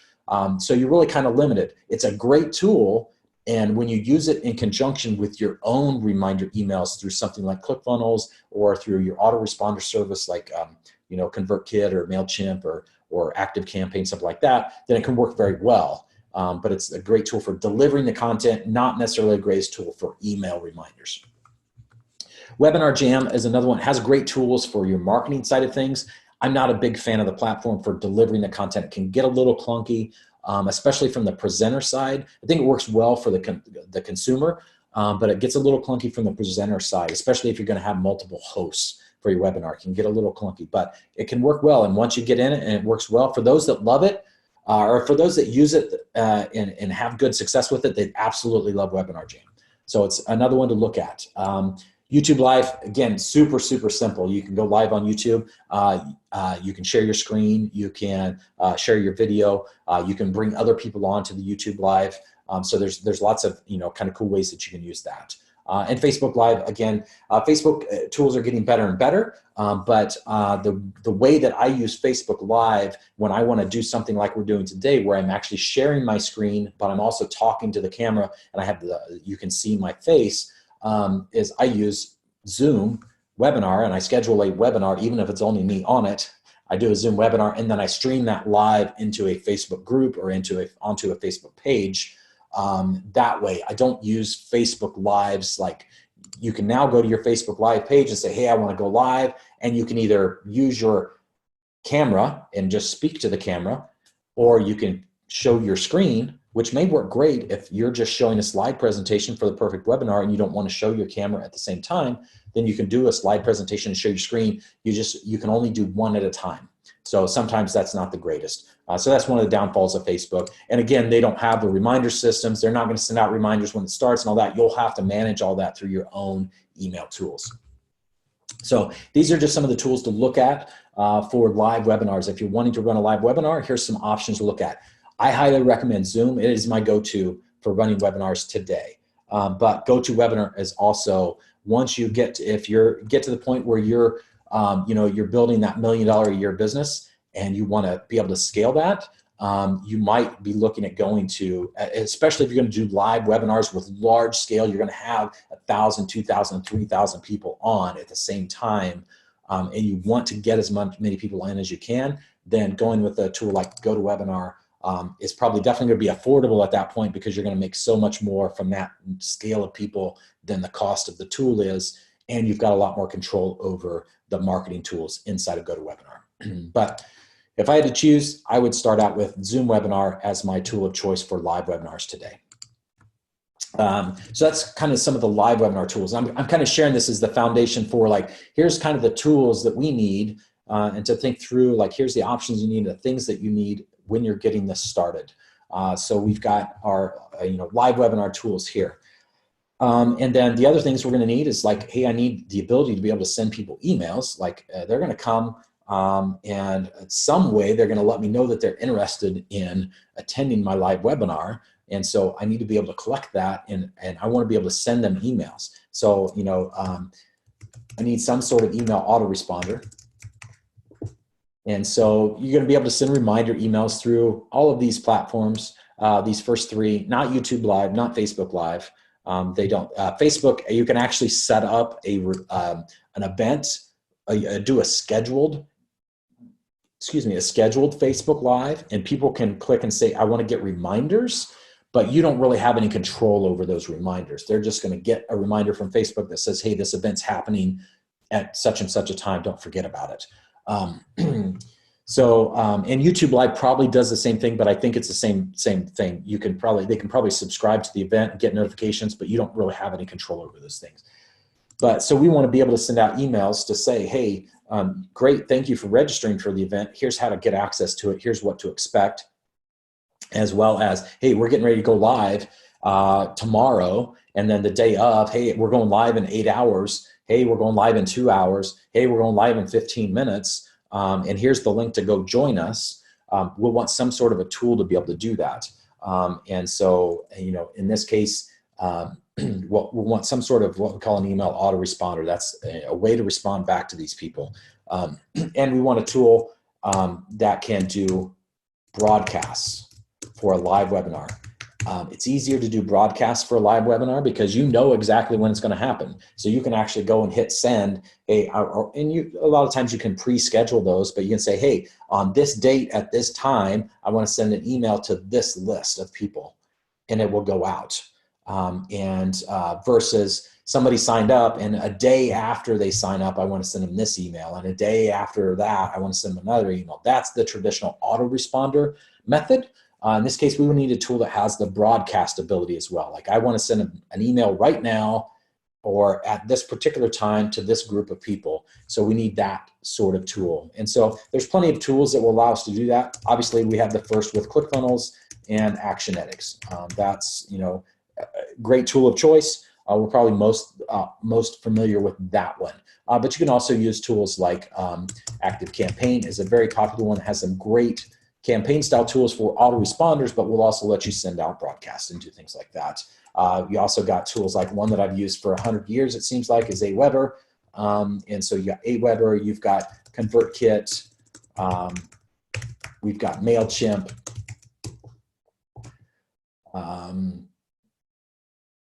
Those are the big ones that I can think of off the top of my head. There are 100 others that I know of. Constant Contact is another one.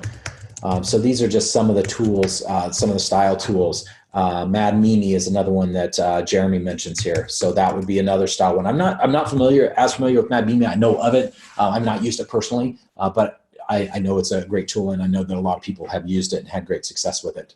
So those are just a few email autoresponder tools. Obviously, I work with ClickFunnels, I work for ClickFunnels, and I use ClickFunnels in my own business and Actionetics, and use their broadcast and autoresponder tools. So that would be my go-to for this. And I believe we're probably all here have ClickFunnels accounts. So that would be the tool to go with. If you're not using that, then that's the direction I would look in. But if you're on a, if you don't have Actionetics, then, certainly you could use one of these other tools. And a lot of these other tools will cost you less per month than what Actionetics will cost you. And so if you're on a limited budget, then looking at something like ActiveCampaign or Aweber might be a good direction to go. As long as you have a way to get the registrant's email address into those tools and you can craft the emails, then you're going to be in good shape. And we're going to look at doing broadcasts for a live webinar. Now, when you get to the point of doing an auto webinar, we'll be looking at actual autoresponders, and you can use any of those. So when somebody signs up to the list, within, immediately they're going to get this message, and then 24 hours later, they're going to get this other message, and 24 hours after that, they're going to get a different message. And so that's where that autoresponder comes in. So having a tool that handles both of those directions is very important. And Jeremy says, with MadMimi, MailChimp and MadMimi both have free levels to start. So that's a great, great option if you're just getting started to be able to jump in and kind of get started on the low end. So that's great. So we've got now an email autoresponder and broadcast tool, and you kind of have a list to choose from there. And then the next thing is, okay, well, we need some sort of a landing page for these people to come to actually register for the event. Now, if you wanted to, GoToWebinar, Zoom Webinar, Webinar Jam will all provide you with landing pages. If you wanted to use them, landing pages that you can customize to a degree that will allow people to register for your event. So you wouldn't even have to have an external tool. If all you were doing is like, hey, I got a list of people that I can reach out to, I've got their emails, I can send them an email, I can send them a link to a registration page where they can register for the event, I just need to be able to deliver the live content to them, then you could use nothing but these tools to get that job done. I wouldn't recommend that. I'd recommend some sort of a landing page software like ClickFunnels so that you can build out the landing page and customize it and put in the strong headline that's going to get people to actually register for your event. So I would recommend ClickFunnels there, obviously. So landing page builder, and we're just going to say ClickFunnels. But you could do WordPress if you wanted to. You could, use the, GoToWebinar tools. We'll just call that, and let's just put all these in one. So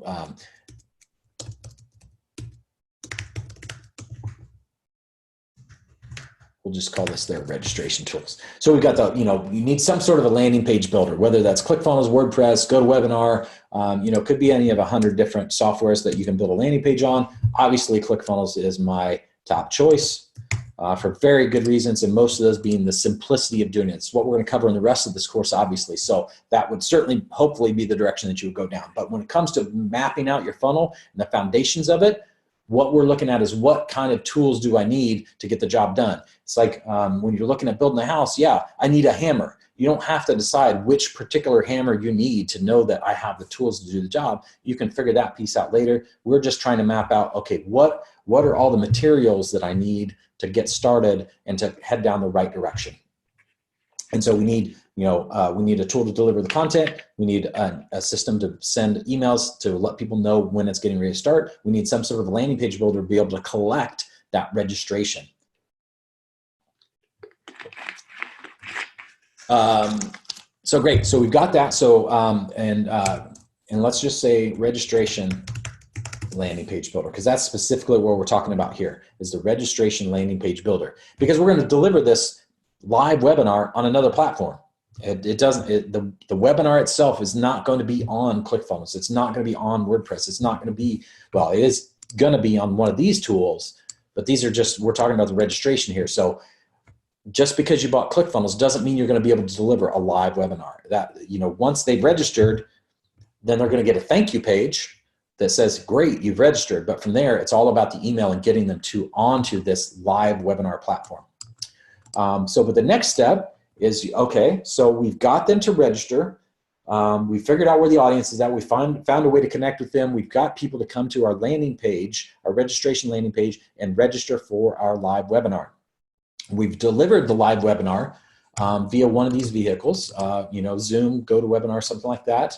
The next thing is, well, at the end of that, we're going to tell them they need to go buy something from us. So now we need somewhere where we can build out an order form.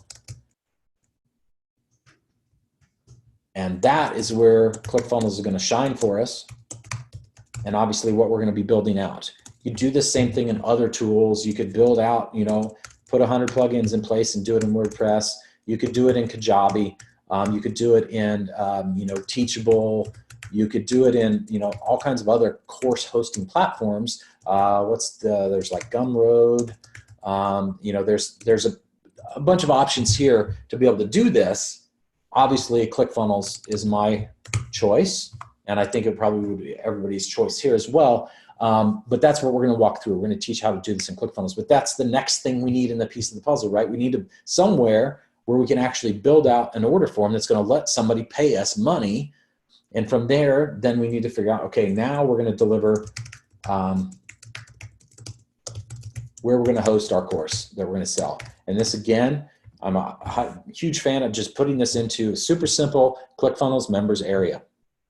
And then also alongside that, and we'll get into this when we go more over the offer creation and the hook story offer, we'll talk about all the other things, all the other ways you can deliver value that should go in line with your core. So the core is going to, hey, we're going to host this course, whether it's going to be in ClickFunnels or it's going to be in Kajabi, or we have a WordPress members area with something like MemberPress, or we have create a course on Teachable, or we use Gumroad to collect something. Gumroad is really just our order form, but we need to host our course somewhere. So ClickFunnels is a great way to do that. Kajabi is another tool that we can do that. We could do this in WordPress with something like MemberPress, MemberMouse. There's several different member type hosting platforms inside of WordPress. Teachable could be where we host this at. So we've got to host this course somewhere. We're selling the course. We've collected an order for it through one of these tools. Now we need to actually host it somewhere. We need to give somebody access to that. So obviously, the more we can use the single tool in the process, the better it's going to be. So that's why we can use ClickFunnels for all of these things. You know, we can use it for our email autoresponder, registration builder, order form builder, our course hosting, all that stuff. And so keeping it in one tool and having that consistency definitely there's some huge bonus there. But these are the things that we need to figure out in advance. Like, where am I going to do all this stuff at? Like, if ClickFunnels at the 297 level is too much for autoresponders, then maybe I have to use a different email tool. Maybe I can't afford to do ClickFunnels at all, so I need to figure out how I can do this with WordPress, and maybe I need to figure out how I can do this on Teachable or whatever. You know, these are the things you need to think of in advance, so you at least know that, hey, when it's time to do this portion of the business, here's the direction I'm heading in. So we've got our course hosting, and then I think that pretty much covers us for there. We've obviously still got our email tools. We've got our order form building. We've got our course hosting. And then, and so now we've got kind of the framework for, it looks like Todd's jumped on. Todd, it's good to see you. And so now we've got our framework of things, kind of our assets that we need. We figured out, you know, what is it, who are we going after? We figured out we're going to create a course for them. We want to get to $1 million a year business.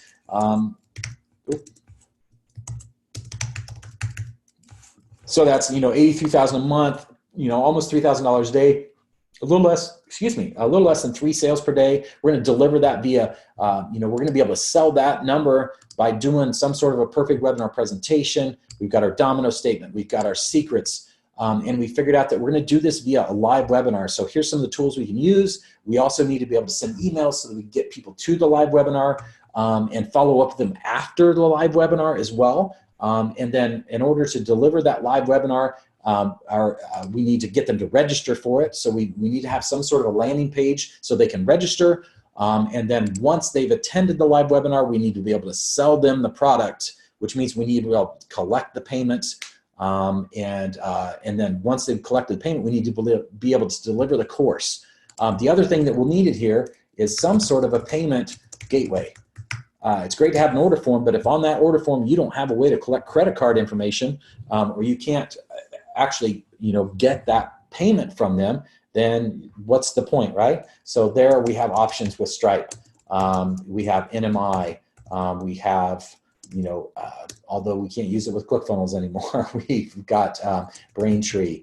We've got PayPal. You know, these are just some of these are just a few. There are tons of payment gateways. You can, you know, authorize.net. You know, you can do all kinds of mechanisms here for this.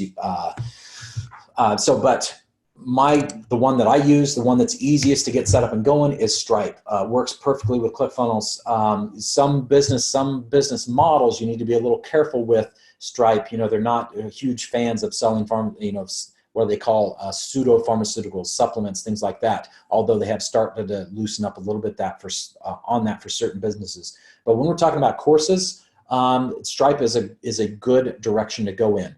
The thing that you want to keep up on top of is when you're starting a new business, just make sure that you're doing a good job selling, you're actually delivering, because what you don't want to end up with is, hey, you sold a bunch of stuff, but then you got a bunch of disputes because you didn't deliver on your product, and now they come in and shut your account down. So, but you're gonna rock that out of the park. So Stripe is a good direction to go in. Inimi is another one. If you've got a little bit more of a high-risk business, Inimi is fantastic. You can work with a company called Gateway Funnel Pros. And this is Alex Roy. And so if you ever need somebody to help you get a payment gateway set up and you can't work directly with Stripe, and you can't work, use one of the other tools, you want an actual credit card processing platform, then Gateway Funnel Pros is a great way to go. His name is Alex Roy. Is actually who we work with quite a bit at ClickFunnels as well, and is probably the only person that we recommend for this. And what Alex will do is actually work with you to set up a merchant account or multiple merchant accounts with different banks. So they'll work directly and say, okay, here's the merchant account you need, and then we're going to help you get set up with Inimi so that you can integrate with ClickFunnels. And so the great thing about Inimi and using your own merchant account is that you could go and say, hey, I know this business is going to take off, and I know that I want to be able to scale it, and I know that I'm going to eventually run enough volume that somewhere along the way I'm going to have issues with PayPal or Stripe for some reason. So I want to avoid that up front, or my business has kind of outgrown PayPal, or they've outgrown Stripe, and I'm afraid I'm going to run into issues. So you can reach out and get your own merchant account where you actually have a relationship with a bank that is going to handle your credit card processing. And then you can go to Inimi. Inimi is a gateway, and Inimi will let you put multiple merchant accounts, attach multiple merchant accounts to the same payment gateway.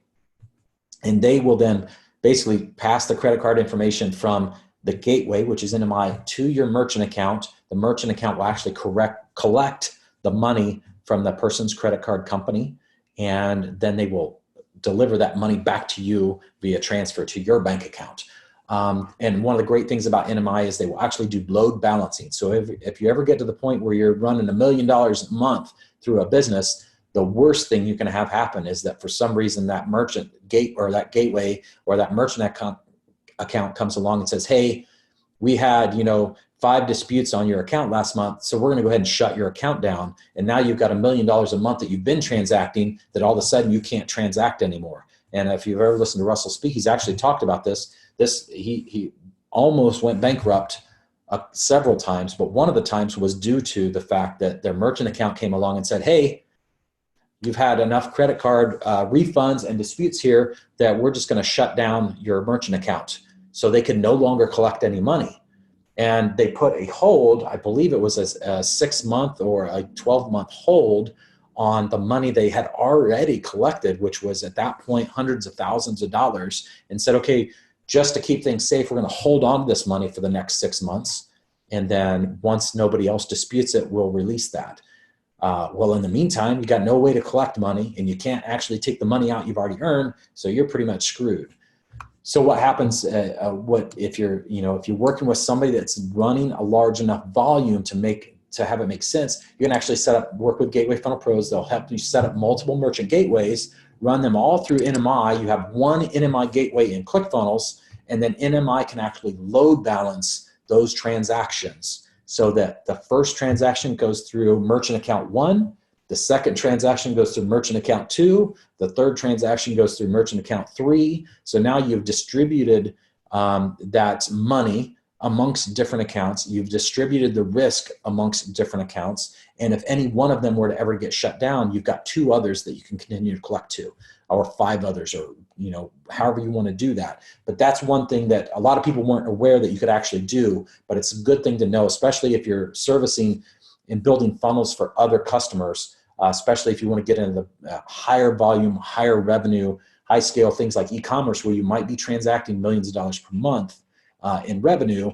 The last thing you want to have happen is your merchant account gets shut down and you can't collect any money, or they put a hold on that money.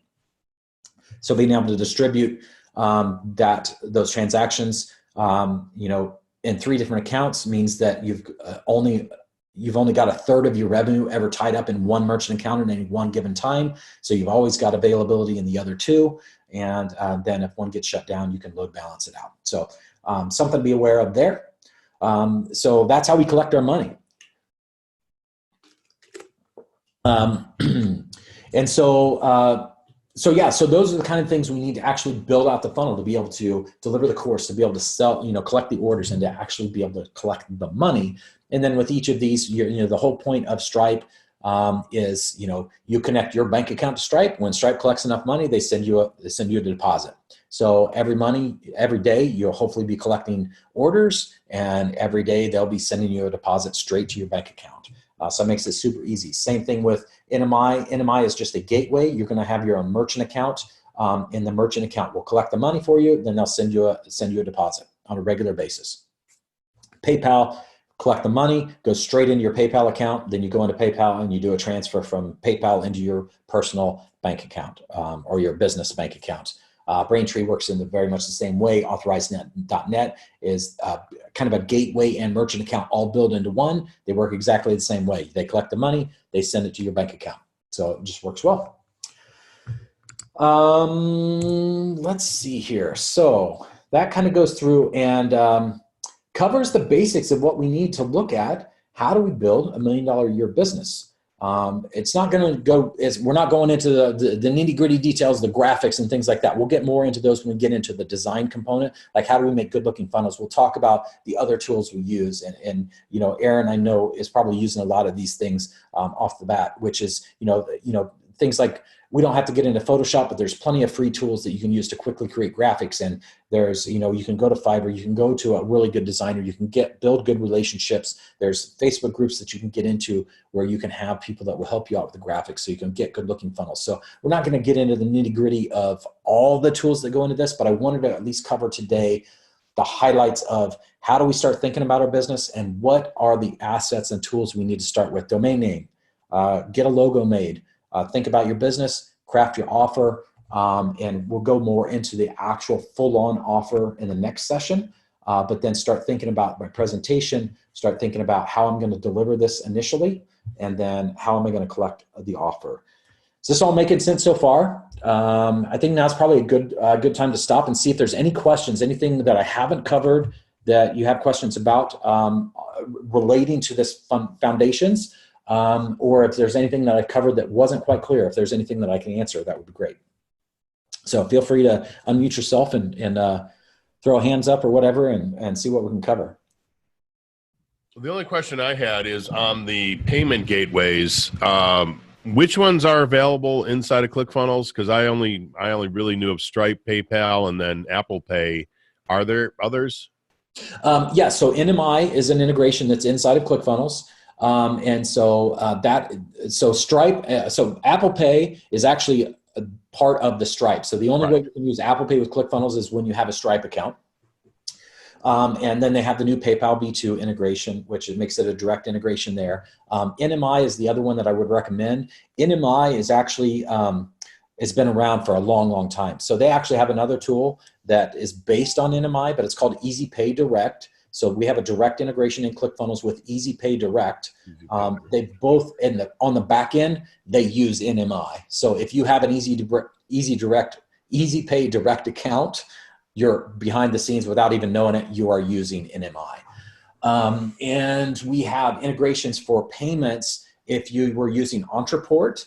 Ontraport is a CRM, kind of like Infusionsoft, but they also have a payment gateway. So you can connect to Ontraport to collect payments.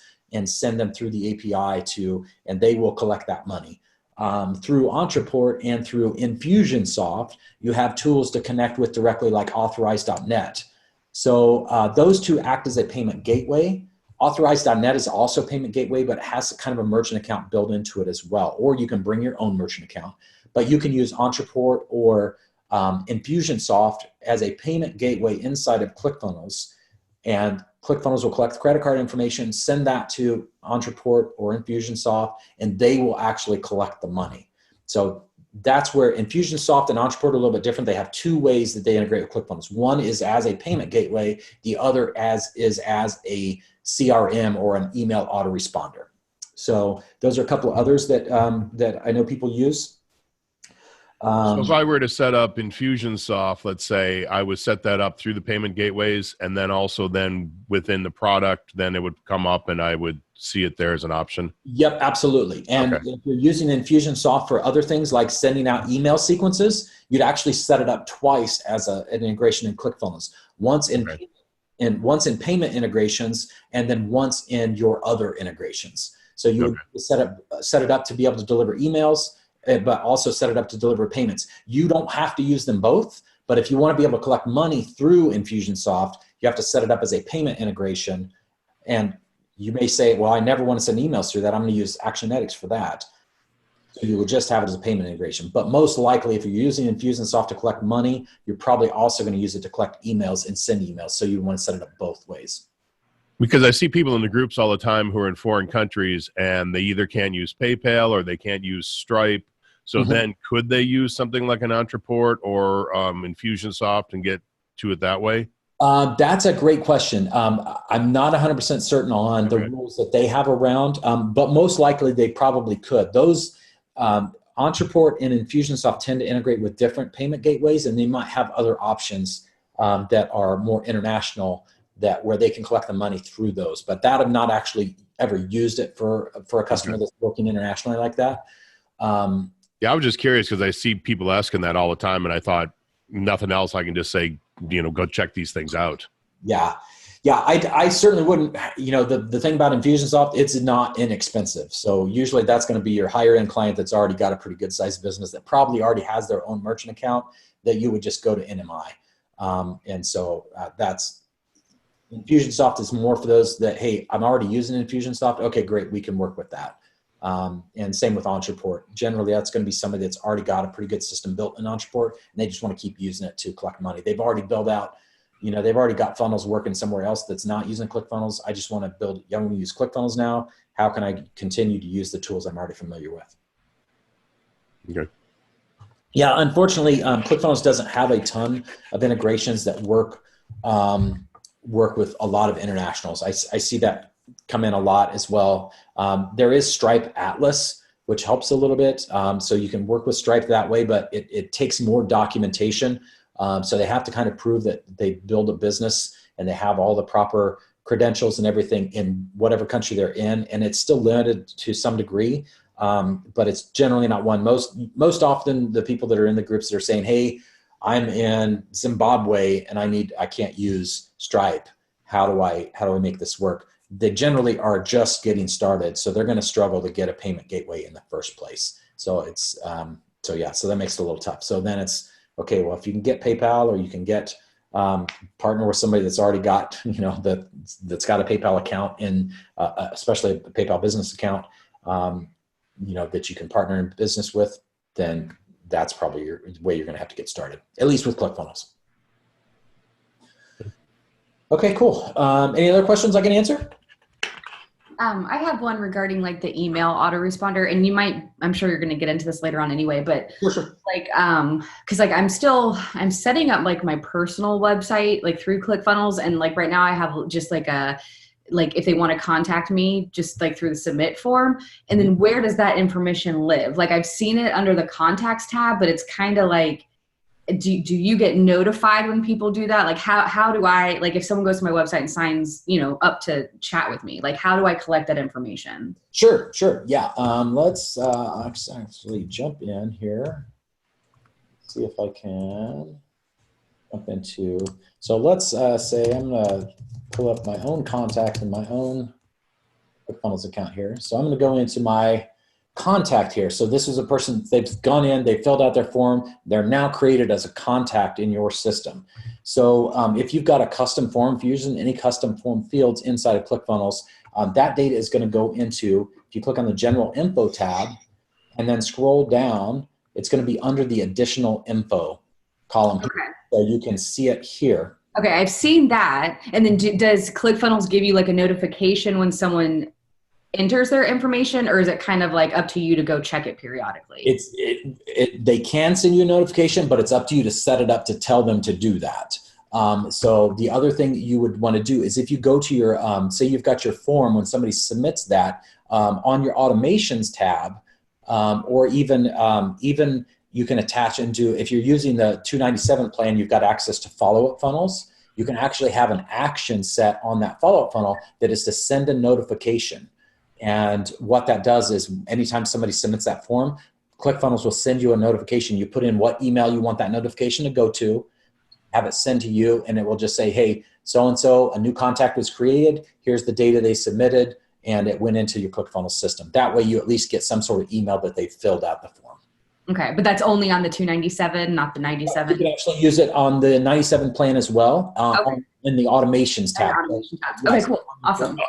Yeah. Jamie, the only thing I would say on that is I always thought you could use the automations tab on the $97 plan, and then I tested it, and then I talked to the guys in the Q&A call one day, and they confirmed it with me that the automation only works for Actionetics. It does not work on the $97 plan. So if you were just pull up a funnel and go in there, if you click on it, the only option you have is ClickFunnels internal, which is Actionetics. Correct. And those still work. It doesn't require Actionetics. The only difference with that is that you don't have control over that format. And this has been the case with automations forever, since the beginning of time with ClickFunnels. You can still send, you can use like the fulfillment email tab in ClickFunnels to send emails, to send auto webinar response emails and all that stuff. It goes through, we'll call it Actionetics for lack of another term, but it's kind of like, imagine Actionetics Lite. ClickFunnels will still send those emails for you through your SMTP responder, your SMTP account like SendGrid or whatever. You just don't have control over the content of those emails. With a notification email, you've never had control over the content of that email. They're going to use the ClickFunnels built-in format. It's going to come from no reply at clickfunnelsnotifications.com, and it's going to tell you you've received a message. So that absolutely should work unless something's changed that I'm not aware of. Okay, so well, I can test it, but in the automation tab for the notification, I can set up the notification when somebody signs up, and then does that send me their name and email address, or email address in this case? Okay. Yep, it sure will. So send me an email address. Would somebody need to have an SMTP set up then in order to do that? No, those notifications will actually go out through no reply at clickfunnelsnotifications.com. Okay, so on a $97 plan, they don't have to set up anything. They can use MailChimp as an integration, and they can still get those notifications. Yep. That's the way it has always worked. It's been a while since I've set these up. Because honestly, there's other ways to do it. Like you could integrate with Zapier and have Zapier look for new contacts on your funnel, and then have when that data comes in, push it into a Google Sheet. And then you have a Google Sheet that you check on a daily basis. So this is one of those things where there's a dozen ways to skin the cat. Right. But I keep seeing all the time where people want to know, okay, as soon as somebody signs up, I want to get a text message, or I want an email or something like that. And it's kind of been a struggle to get those set up. Yeah, that notification should work even on the $97 plan. Okay, I'll check it. Yeah. But then to do all that, I still need to at least have like my MailChimp. Like, do I have to have MailChimp connected to it? Nope, not at all. Oh, okay. No, because that contact data is going to go into ClickFunnels regardless. It doesn't have to go anywhere else. ClickFunnels will collect it, and then they can send you a notification that says, hey, so-and-so submitted your page. Here's the name. Here's the email address. I can't say for sure that all of the additional info will actually show in that email. I think it does, but I'm not 100% positive on that. It's been a while since I tested it. But at least you'll get that notification that somebody submitted your form, so then you can go into their contact record and review the data if you need to. Okay, awesome. Thank you. Yeah, no problem. Okay, any other questions I can answer? Those were good ones. So, okay, so let me jump back into our doc here. So that's really, I mean, that's the base of what I wanted to go through today. So we're bumping right up at a couple hours. So that's kind of what I had planned. I don't want to burn through everybody's full Saturday. So I feel like this was probably a pretty good breaking off point. I'm certainly happy to answer any other questions before we go. But again, this was just kind of the goal, was to lay out the first thing that we need to do when it comes to foundations of funnels, is think about the overall business and how I want to make this work back into everything, so that we've got a plan. We've got a kind of a, if you were, like, again, if you're going out and you're wanting to build a birdhouse or build a shed or build a house, you're going to make a list of what's the materials that I need, what's the tools that I need before I ever get started, and let's kind of blueprint this out. So next time through, we'll go a little bit more into the blueprint, which is going to be the hook story offer, like the offer creation, like what we do when we go through this internally at ClickFunnels with Russell is we actually do what's called BAT meetings, where we sit down and say, okay, great, this is kind of our audience. This is kind of what we're trying to do. This is kind of the product we want. Let's now sit down and work through what's our hook, what's our story, what's the offer going to be, what do we need to add to this offer to equal up to the value that we want the customer to see in this, and we always look at trying, especially when you're looking at a $997 price point, we look at kind of a 10X factor. People, that just becomes the point where it's believable, as far as, yeah, I can see how somebody might give me, $10,000 worth of value for $1,000. If you say, well, you're going to get $100,000 worth of value and it's only $997, they're going to like, you're totally making stuff up now. Or if you say, hey, I want to charge you $997, but it's really only worth $1,500, they're like, well, that's not really a great deal. So you got to, that sweet spot is kind of that 10X factor. So we look at, like, what are the things that we can add in that we can easily justify how this product we're offering is worth at least $10,000. And then that to the customer is now, okay, man, $10,000 worth of value for $997. That's kind of a no-brainer offer, and get them to go into that. So we'll go through that the next session, and we'll kind of stack those things on and look at what are the things that are the ones that push people over the edge, get people to convert, that we add in as this is the core, and how do we come up with that value? And then these are the bonuses that we add in, and look at things like, okay, people are going to have objections. How do I handle those objections with bonuses? Because people are going to be asking those questions in their mind when you get to the end of your offer. Like, okay, great, I believe all the things you taught me to believe now, but I'm still going to have questions and objections. When you say, hey, I want you to give me $1,000, they're like, okay, that's great, but what about this? And what about this? And what about this? So we're going to go through how to figure out what those objections are, as well as how do you address those objections with your bonuses so that they're no longer objections. They're actually benefits to the customer. So that'll be next Saturday. So hopefully everybody will be able to jump on then. And this has been super awesome. So hopefully this has been good. Thumbs up if this has been good and valuable and you guys are digging it so far. Awesome, awesome. Be sure, if you have any questions, what I want to make sure that everybody knows is that I'm in the Facebook group. This is my focus. So if you guys have questions, comments, concerns, anything that I can help with along the way, jump into the CF Code Lab Facebook group. That's the quickest way for me to get notifications that you've got questions. Jump in there, drop in your question, put in a live video, do whatever makes the most sense for you to get that question out there. Feel free to throw that into the group and I will respond to it as quick as I can. And then I will also take the recordings from this session. I'll try and take this document that we have here, maybe pretty it up a little bit, get that loaded into the members area as well. So you have this to go back and refer to. I'm also going to work on getting you some checklists. So like building these things out, like here are the checklist, here's kind of some of the tool lists. Here's the things that you can use. So as we go through these sessions, I'll be loading in some downloadable content as well as the video content as well. So we'll get that all stuff loaded in the members area. Just bear with me as I get through and have to edit the videos and all that fun stuff. So we'll get those up as soon as we can, and we'll just kind of keep this thing rolling. So awesome. If no more questions, then we'll go ahead and wrap it up for today. And I appreciate all your time, and I'll look forward to hearing from you in the Facebook group as well as seeing you next Saturday. Thank you. Thank you. Thanks, everybody. But yeah, as far as the tech stuff, we'll definitely get into that. We've got sessions that's all we're going to cover is that. So I just want to make sure that we jump in starting with everybody has that kind of base foundation so that I know that there's not anybody getting left behind because they weren't familiar with a perfect webinar script. They're not getting left behind because they didn't know, live webinar versus auto webinar versus 48-hour and weren't familiar with some of the vehicles that we go down. So well, yeah, you got to get everybody up to speed. Yep, for sure. Awesome. Well, thank you so much, everybody. I appreciate all your time. And yeah, we'll be in the group. If you have any questions, reach out there. And otherwise, we'll plan on seeing you next Saturday. Awesome. Thank you. All right. Thank Thanks, you. sir. Thanks, everybody. Bye. See ya.